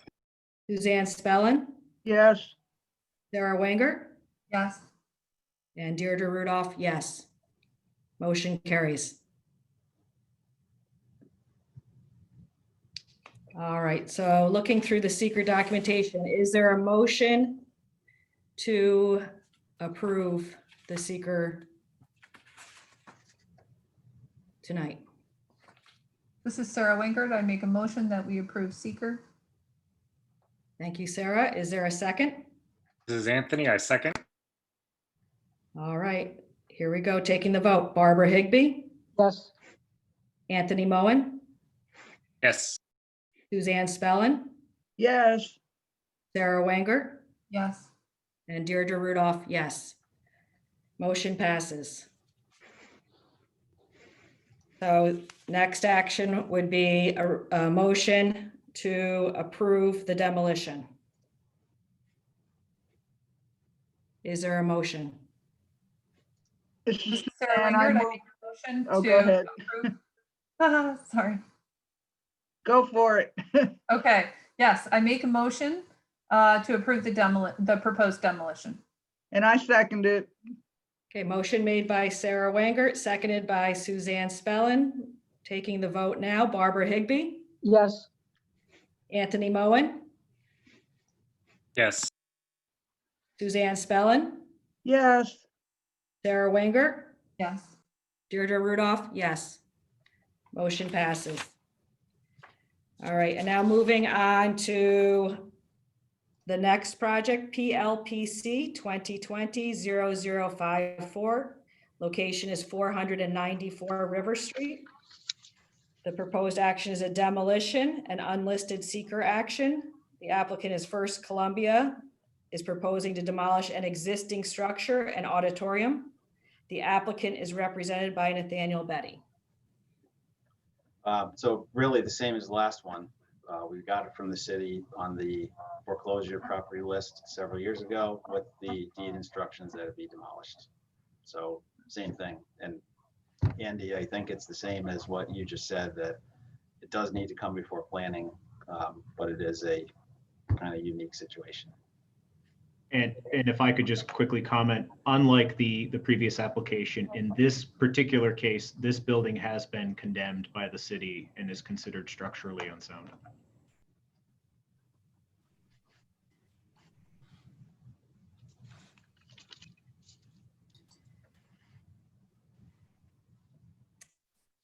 All right, I'd ask if there's anyone here tonight from the public who has any comments.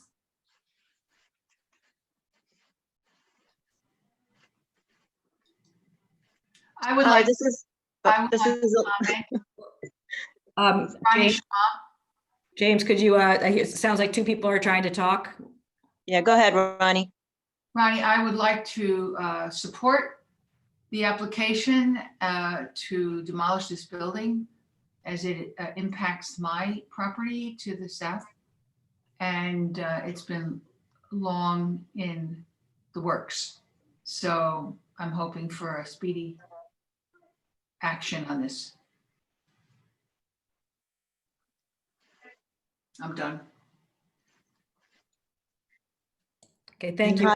Is there This is somebody else? Elizabeth. Yeah, this is Lisa Rodriguez from TAP and resident of 1986 15th Street.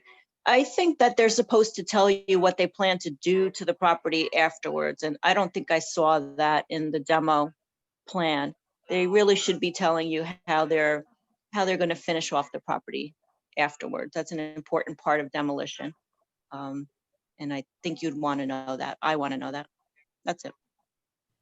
Respectfully, I have to disagree with that comment.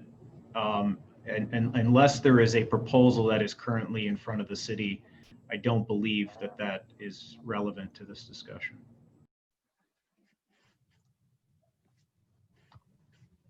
Erin, this is Barb. Don't they have to say what they'll actually put as for a surface there?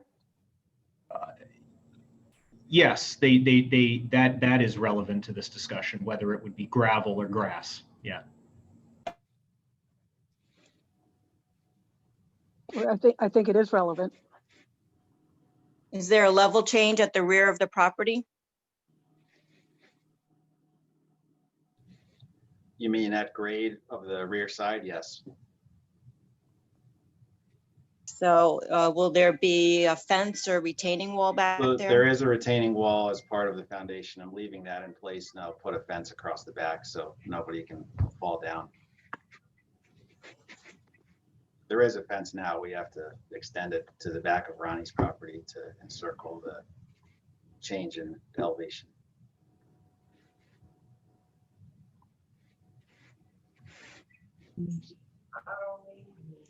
Hey, James. Go ahead, Barb. Yeah. I have to back Lisa. I think if there's any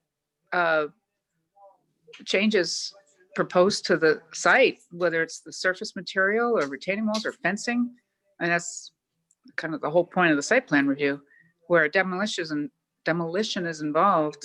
It was always my understanding that some amount of information needs to be presented.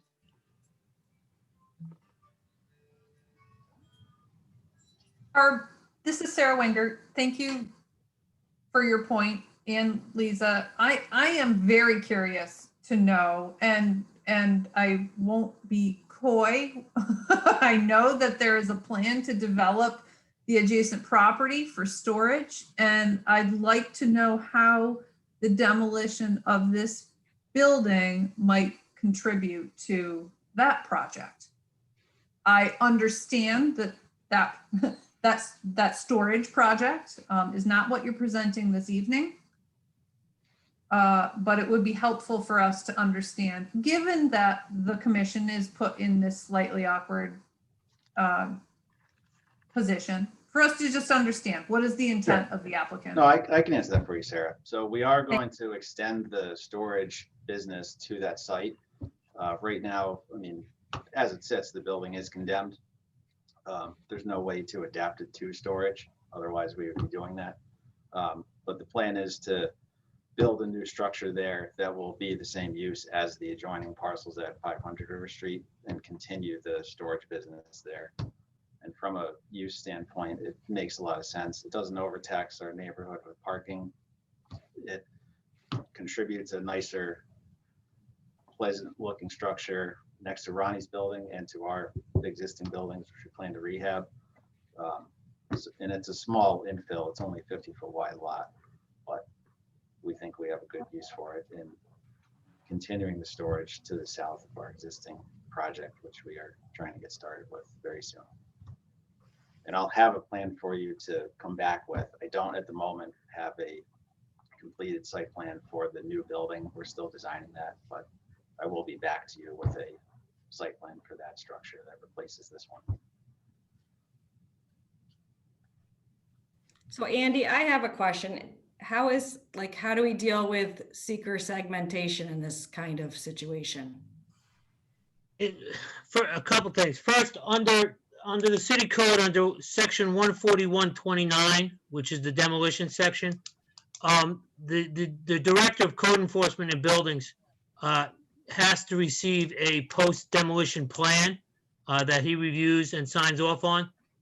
So to answer the question about what's going to happen after the fact, that is something that needs to be submitted through the demolition permit process through the Division of Buildings.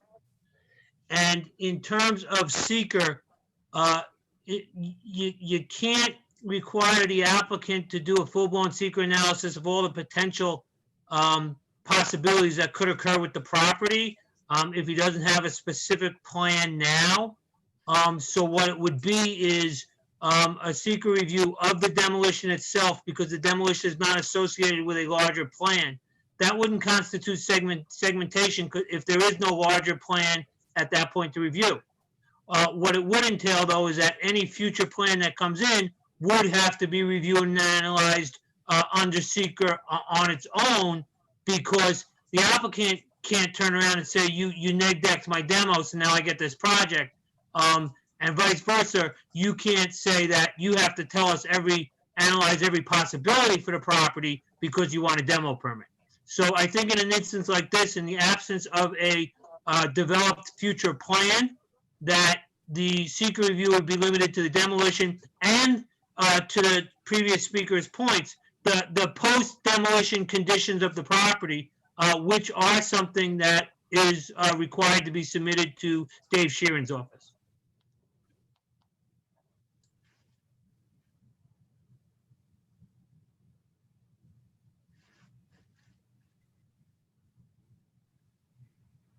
To further provide a little bit further information on that point, during that review, code enforcement will require that any walls that are left or anything of that nature be fenced off for safety reasons. Any slopes that exceed a certain grade, we may request that riprap be installed. It's all handled through that permitting process. Okay, I'm still just trying to wrap my head around because the applicant said that they were in design of a development on this site. So is it, I'm just asking, We've received no application for development on that site. do we expect to receive one in the next 6 months? Yes, Here, I'm just curious. yes.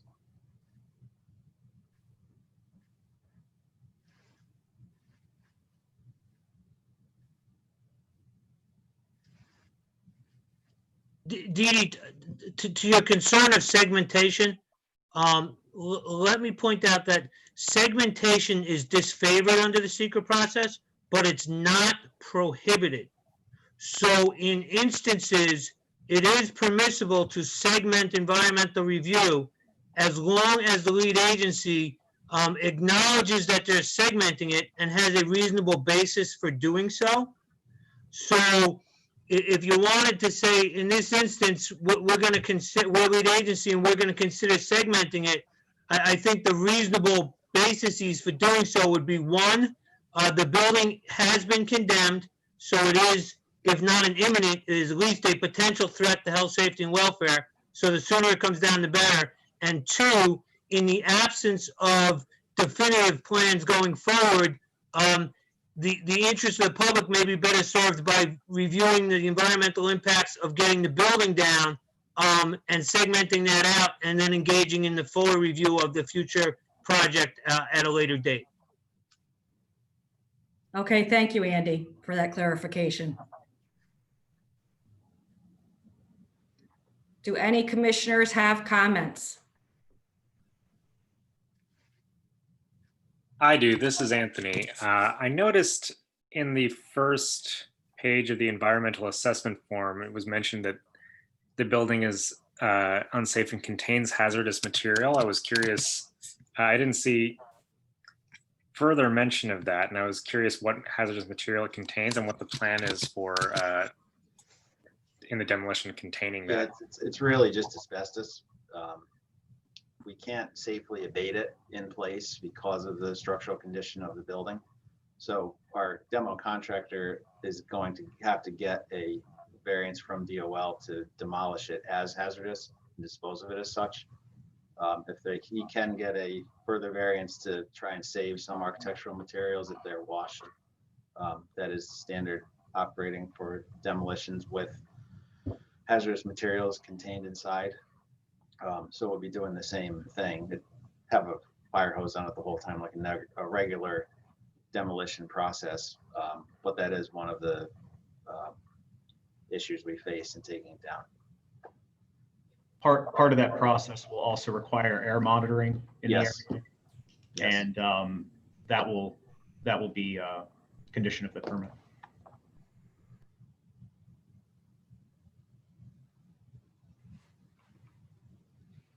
Okay, Anthony, anybody else have questions? Comments?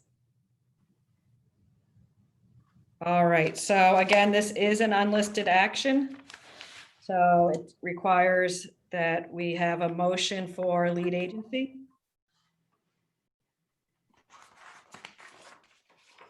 Dan, I move that the Troy Planning Commission be lead agency for this project. Thank you, Suzanne. Is there a second? This is Anthony. I second. Thank you, Anthony. Taking the vote, Barbara Higbee,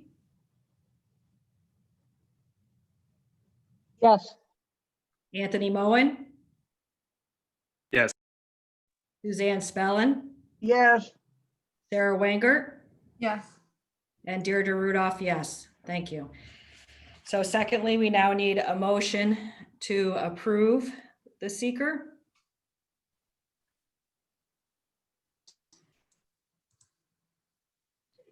I move that we approve the seeker recommendation. Thank you, Suzanne. Is there a second? I second. It's Barbara Higbee. Barbara Higbee, second. All right, taking the vote, Barbara Higbee, Yes. Anthony Moen, Yes. Suzanne Spellin, Yes. Sara Wengert, Yes. Deirdre Rudolph, yes. Seeker is approved. So now we're looking at approval of the demolition. So is there a motion to approve this project demolition?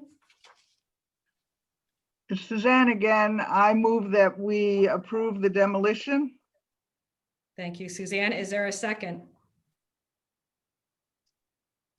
Barbara Higbee, I second it. Barbara Higbee seconds. Taking the vote, Barbara Higbee, Yes. Anthony Moen, Yeah. Suzanne Spellin, Yes. Sara Wengert, Yes. Deirdre Rudolph, yes. Motion passes. All right, thank you. So I believe that is all of the action items for tonight. Is that correct? We now move on to our informational presentation. Is that correct? Taylor Apartments Phase 1. Dee Dee, this is Sara Wengert. I apologize. I must excuse myself from this meeting. As we are taking no action, I suppose that isn't a problem, but for the record, I am not present for this presentation. Okay, thank you, Sarah.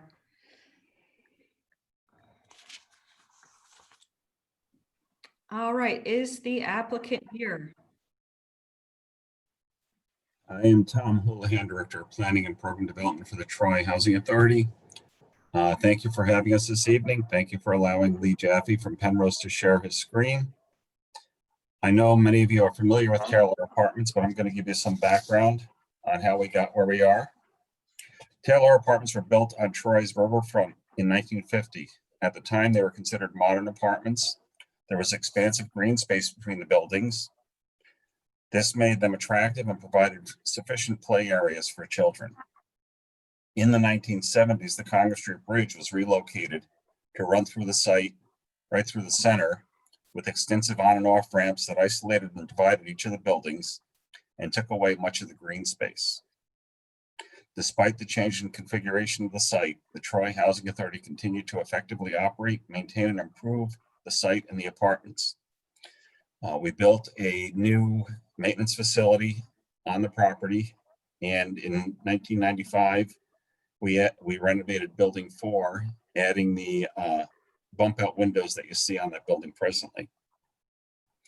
In 2000, the Troy Housing Authority acknowledged that buildings 1, 2, and 3, which were most impacted by the bridge, were obsolete, and we sought Hope 6 funding to demolish the buildings, de-densify the site, and rebuild the apartments, some on the property and some at different sites in the area.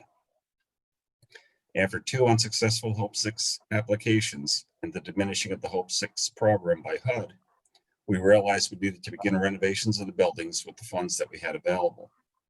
We had sufficient funds on hand to renovate Building 3, and this was renovated and occupied by the remaining tenants in Buildings 1 and 2. We had stopped leasing up the apartments in Buildings 1, 2, and 3 because of their obsolete conditions. This left Buildings 1 and 2 vacant and awaiting renovation or some other alternative plan. After careful consideration, the Troy Housing Authority realized that the best approach to Taylor 1 and 2 was demolition. And in 2010, we obtained HUD approval to demolish the buildings, but we didn't have the funds to do so. Since 2010, various approaches to Taylor 1 and 2 have been considered, but they have not been successful. More recently, we realized that the best solution for Taylor 1 and 2 was to come up with a redevelopment plan for the entire Taylor site. We also recognize that the Taylor site is a prominent gateway into the city, very important to the city, and that the redevelopment of the site offers opportunities to expand Troy's downtown business district. And so we partnered with the Troy Local Development Corporation. Through a highly competitive process, Troy Housing Authority and the Troy LDC reviewed many very outstanding applications, and the redevelopment of the site was selected to, we opted to choose Penrose Development to be the development partner for this site based on their nationally recognized experience and their well-designed specific vision for our site. Since then, Penrose and the development team have been working with our tenants and the broader community to refine the vision and develop conceptual designs for a competitive funding process. We actually started the process in November or December of last year. We've had several meetings with our tenants, as well as several community engagement meetings. Even during the pandemic, we found ways to hold open meetings, socially distanced, utilizing the space underneath the Congress Street Bridge, which had been our downfall, as you will, utilizing the space under the bridge to hold meetings that were socially distanced and recorded for later viewing by others who couldn't attend those meetings. We've gotten to our fourth engagement meeting, actually our fifth engagement meeting. We have another one coming up in the near future. And Penrose has developed and refined the plans, creating conceptual designs that we're going to use for a funding application.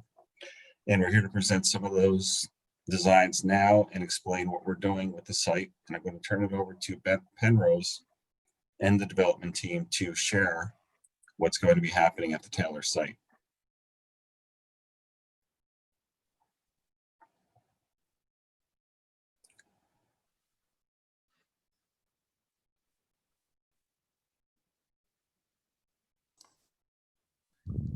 Lee, you're on mute.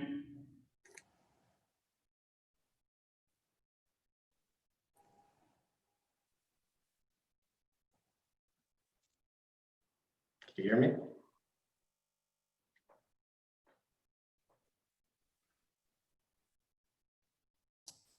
Lee, I could hear you there when you unmuted. Okay. You're good. Sorry about that. Thank you, Tom. Thank you, Commission, for giving us some time tonight. So on the housing side, we really see this as a great opportunity to introduce income diversity. We see there's going to be a one-for-one replacement of all existing Taylor units. There'll be affordable units at 60% of AMI or below. There'll be supportive units, and there'll also be workforce housing at 80% AMI and below. In subsequent phases, we would look to introduce market rate units to the site. Specifically for phase one, we are demolishing deteriorating vacant tall buildings, no parking, and replacing them with something more contextual and 100% affordable with parking. On the non-residential piece of the project, we see this as extending the River Street corridor beyond Congress Street. We see retail, community-based services, office uses as well at the ground floor. And I mean, the great thing about this is we're proposing a public park along the Hudson River that really connects downtown to the surrounding. And I will hand it off to John Wolfling at Datner Architects, who could go through the project in more detail. Great, thank you, Lee. So one of the major things that you'll see here in this master plan is that the bridge is going to be reconfigured. The Congress Street Bridge currently has on and off ramps that really interrupt the development site, as Tom described earlier in the presentation. What we're going to show you today, though, is more detail on the phase one building. Phases 2 and 3 will have to happen after the bridge gets reconfigured. And those on-ramps get diminished and give back some, yeah, here we go. So you can really see the impact that the on and off ramps have to the site and the development potential to do what we're trying to do here. So, so phase one is located at the corner of Congress Street and River Street. Our site plan, knowing that the bridge is not going to be reconfigured when we want to be building this building as phase one, which is part of a whole decanting process, it is configured to work with the current on-ramps that come from Congress Street and go over the Congress Street Bridge. But when that bridge does get reconfigured, the same site plan and building placement work for the future condition. Next. So one of the things that really struck us, and I think I've heard a lot of this in the discussion on prior applications tonight, is the character of the downtown neighborhood. The historic downtown neighborhood has buildings that are located on the street line and have a lot of activity and street life and pedestrian scale. So we are really looking to extend that down River Street, as Lee mentioned a few minutes ago, and activate the street, have a scale that is appropriate for that continuation. So we really do see this development as an extension of River Street down to the south, and that southern progress will happen once the bridge gets reconfigured. But for right now, we are planning building 1 to be based upon that extension. We're locating a community facility use at the corner of Congress Street and River. Our main entrance to the building is also proximate to that corner. You can see the yellow tone is our residential lobby. There's a variety of support spaces for the residential use, an office space, recreation space for the tenants, fitness room. Back of house spaces are shown in gray.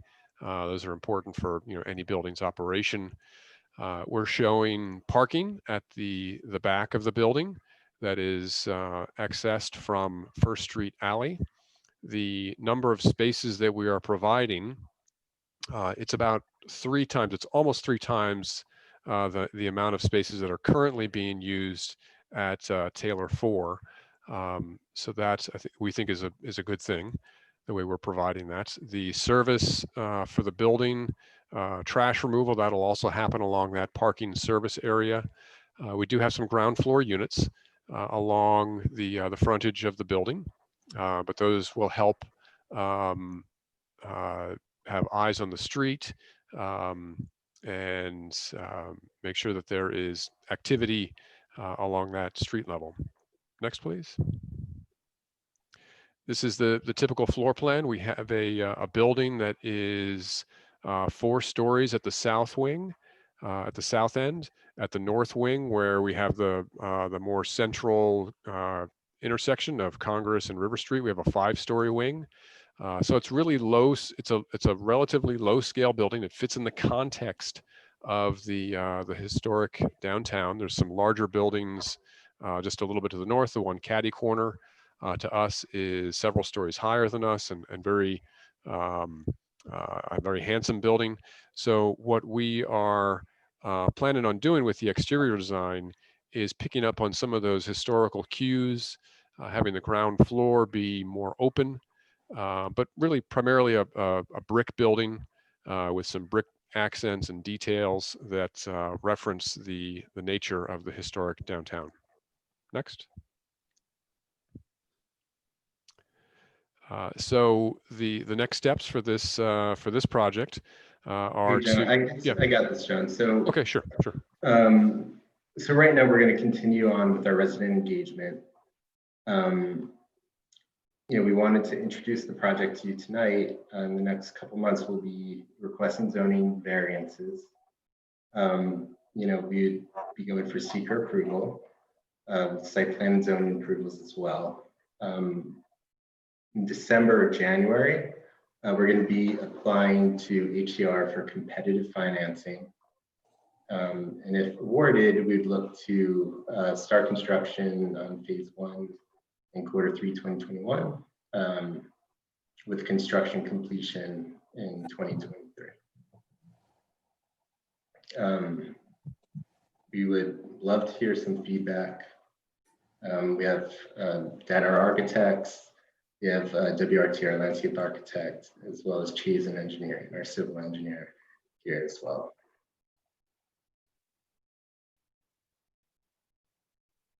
All right, thank you. So anybody just chime on in. Lee, I just want to add that we weren't clear on the phasing. We're going to demolish Taylor 1 and 2 in phase 1, rebuild on that site, and then relocate the tenants from Taylor 3 or Taylor 4 into that building, and then start the demolition process for Taylor 4, and then do that as well after that, and then do Taylor 3 after that. Yeah, that's right. So the idea is your existing Taylor residents, they'll only need to move once into their new home.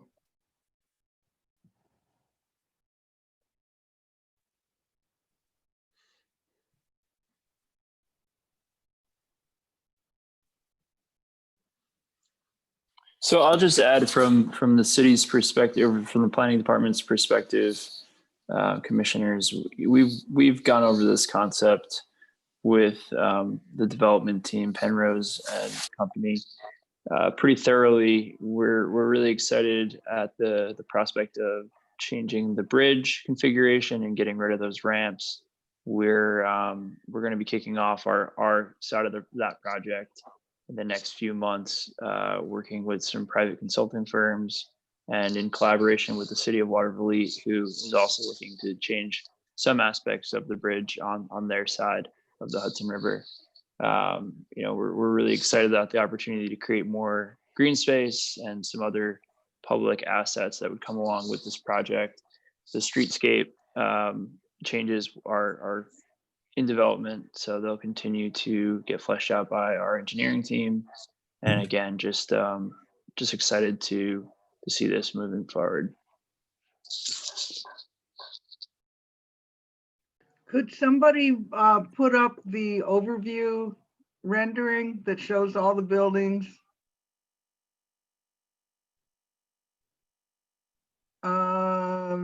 Yeah, thank you. I like it, so I think it's I love that you're getting rid of the ramps. That is so wonderful.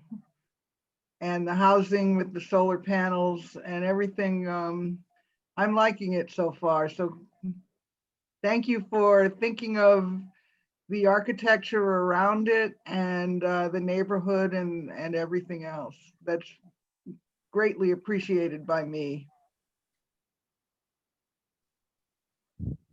Thank you. All right. Anybody else have comments? This is the time. Just chime in. This is Barb.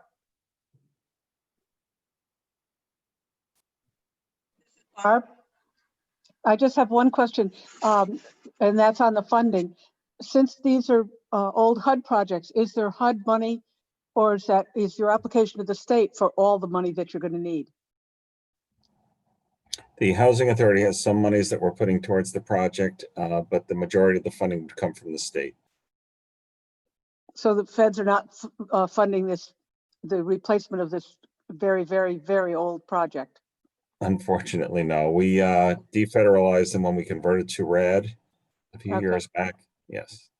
Okay, thanks. Yep. They hadn't been good about providing us funding prior to when they were federalized. Yep. Thank you. Thank you.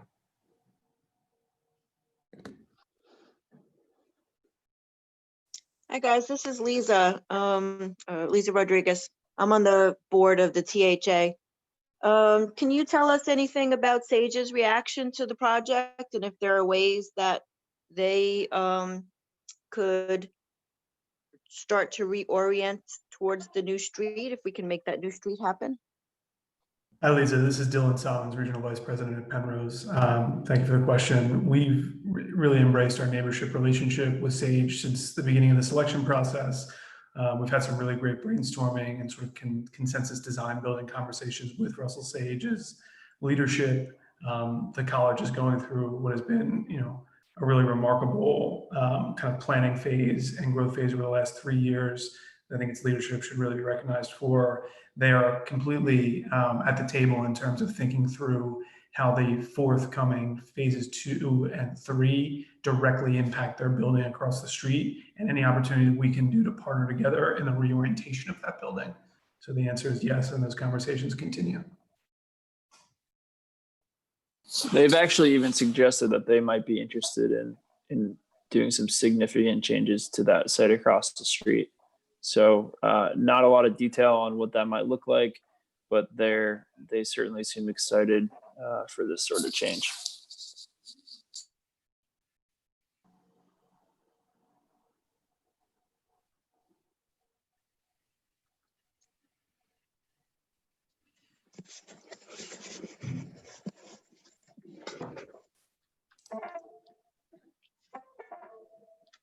Hey, James, can I say something? Yes, please. Hey, hi, Barb Nelson, tapping. Our office is just 2 blocks from this site, and I know it well. I just want to lend my enthusiasm to the reconfiguration of River Street and the removal of those ramps. I think so far the concept is shaping up well, and sorry, just got distracted. Yeah, my primary concern would be the kind of the walkable nature of River Street. So again, whether it's in phase 2 and phase 3, whether there are commercial spaces or retail or community spaces, things that we can walk by and see that there are lights on and kind of action, activities going on. Is it okay to ask if there's any discussion with how to use those spaces, whether with civic groups or established nonprofits or for-profit or retail establishments? Any ideas there? Hey, Barb, it's good to hear from you. The intention would be for all of the above. The phase 1 building has a pretty limited footprint along River Street. If Lee, you could go to the next slide. I'm sorry, the slide that has the ground floor. Perfect. Yeah. There's a relatively slim amount of non-residential profile that works for the project at the corner of River and Congress Street. Currently, our desire there would be a community facility use, which would mean that would be accessible to community groups and also provide sort of a discount appetizer rent to try and bring up market at this location. It's sort of without comp because it's across the street from where anything is happening. And it also provides access to some additional forms of financing. John's firm has been working pretty hard to try and extend the look and feel of transparent, active ground floor retail along the River Street portion of this. And even though it's behind the arm of the bridge, until that changes, the continuation of the building lobby, which will be transparent and open, to an office suite, also transparent, storefront assembly and open, into a tenant room, same. The idea is that once we have the River Street that we hope to get straight down, that we'll still have a pretty, what looks to be 24/7 lobby retail feel to phase 1, which really did a lot of the heavy lifting to bring that retail market that we hope to have at site 2 and site 3. Great. I think that's a great answer. It's and it's you can see you have to do what you have to do with phase 1, but phase 2 and phase 3 are the real opportunities for a walkable street. So I think it's looking very promising. I'll also point out that phase 3 has there's a community center that will need to be relocated. So that will be a key part of the subsequent phases of the project. And that's a natural to put right on the street and have it be part of the active pedestrian experience. It's Lisa again. An idea that Barb and I have talked about another building similar with housing that's facing to a corridor indoors is there an opportunity for stoops here to really make it a residential street for those first floor apartments? That would be pretty unique for those apartments. Really interesting question, Lisa. I'd like to take that one back to the think tank and think it through. I think there is some really interesting potential to bring entrances to the ground floor of these residential units that While in the initial phase, if the ramps are there, might be a difficulty, would offer some real great value in future phases. And they would have a common corridor access to the rear and be trash serviced and municipal and maintenance service from that rear until the front stoops become activated. We tried to make that move in sort of a congregate stoop, if you will, outside the tenant recreation room. That was the idea of the design there. It then kind of goes back into a much more kind of private tenant space, but hear you loud and clear. It's a great idea.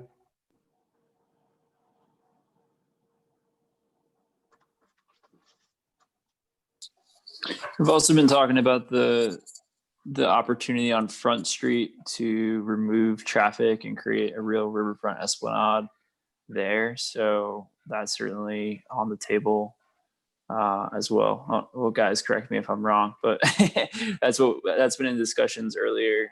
Another exciting piece of this as well, especially as we look at bike ped connections across the Congress Street Bridge and how folks could continue their trip, namely south, but essentially all along the riverfront, north and south.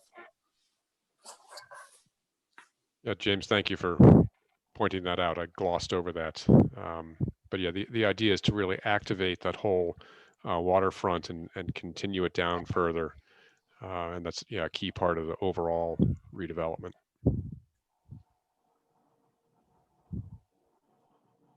So yeah, certainly a lot to take in here. This is just a conceptual review. They'll be back in front of the commission and at the ZBA again and again. So plenty of time to hear other comments, but just good to get it out in front of the planning commission and so y'all can really think about it. Yeah, no, I appreciate you guys coming in tonight. That was a very interesting, very complex project.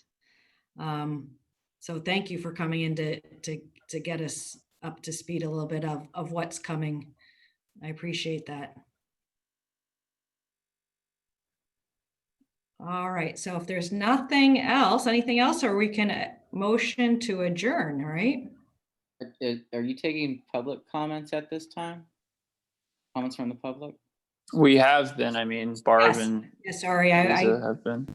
It's just an informational, so it's not a hearing, but yes, if you have comments, please, quickly. Since it's an information, I'll be brief. I just want to, there was a comment that I know was submitted to the commission in advance, and I just wanted to make sure it was entered into the record. Yeah, I'm sorry, could you please state your name though? I don't know. Sorry, yeah, Todd Arena, I'm a resident in Troy. I've been working with some of the tenants in buildings 3 and 4, so they can help understand the process and as part of their tenant association engagement with Penrose and Taylor. Just wanted to read a comment that I know was submitted just to make sure it makes it into the record. This is from Bernice Burke, a tenant in building 3.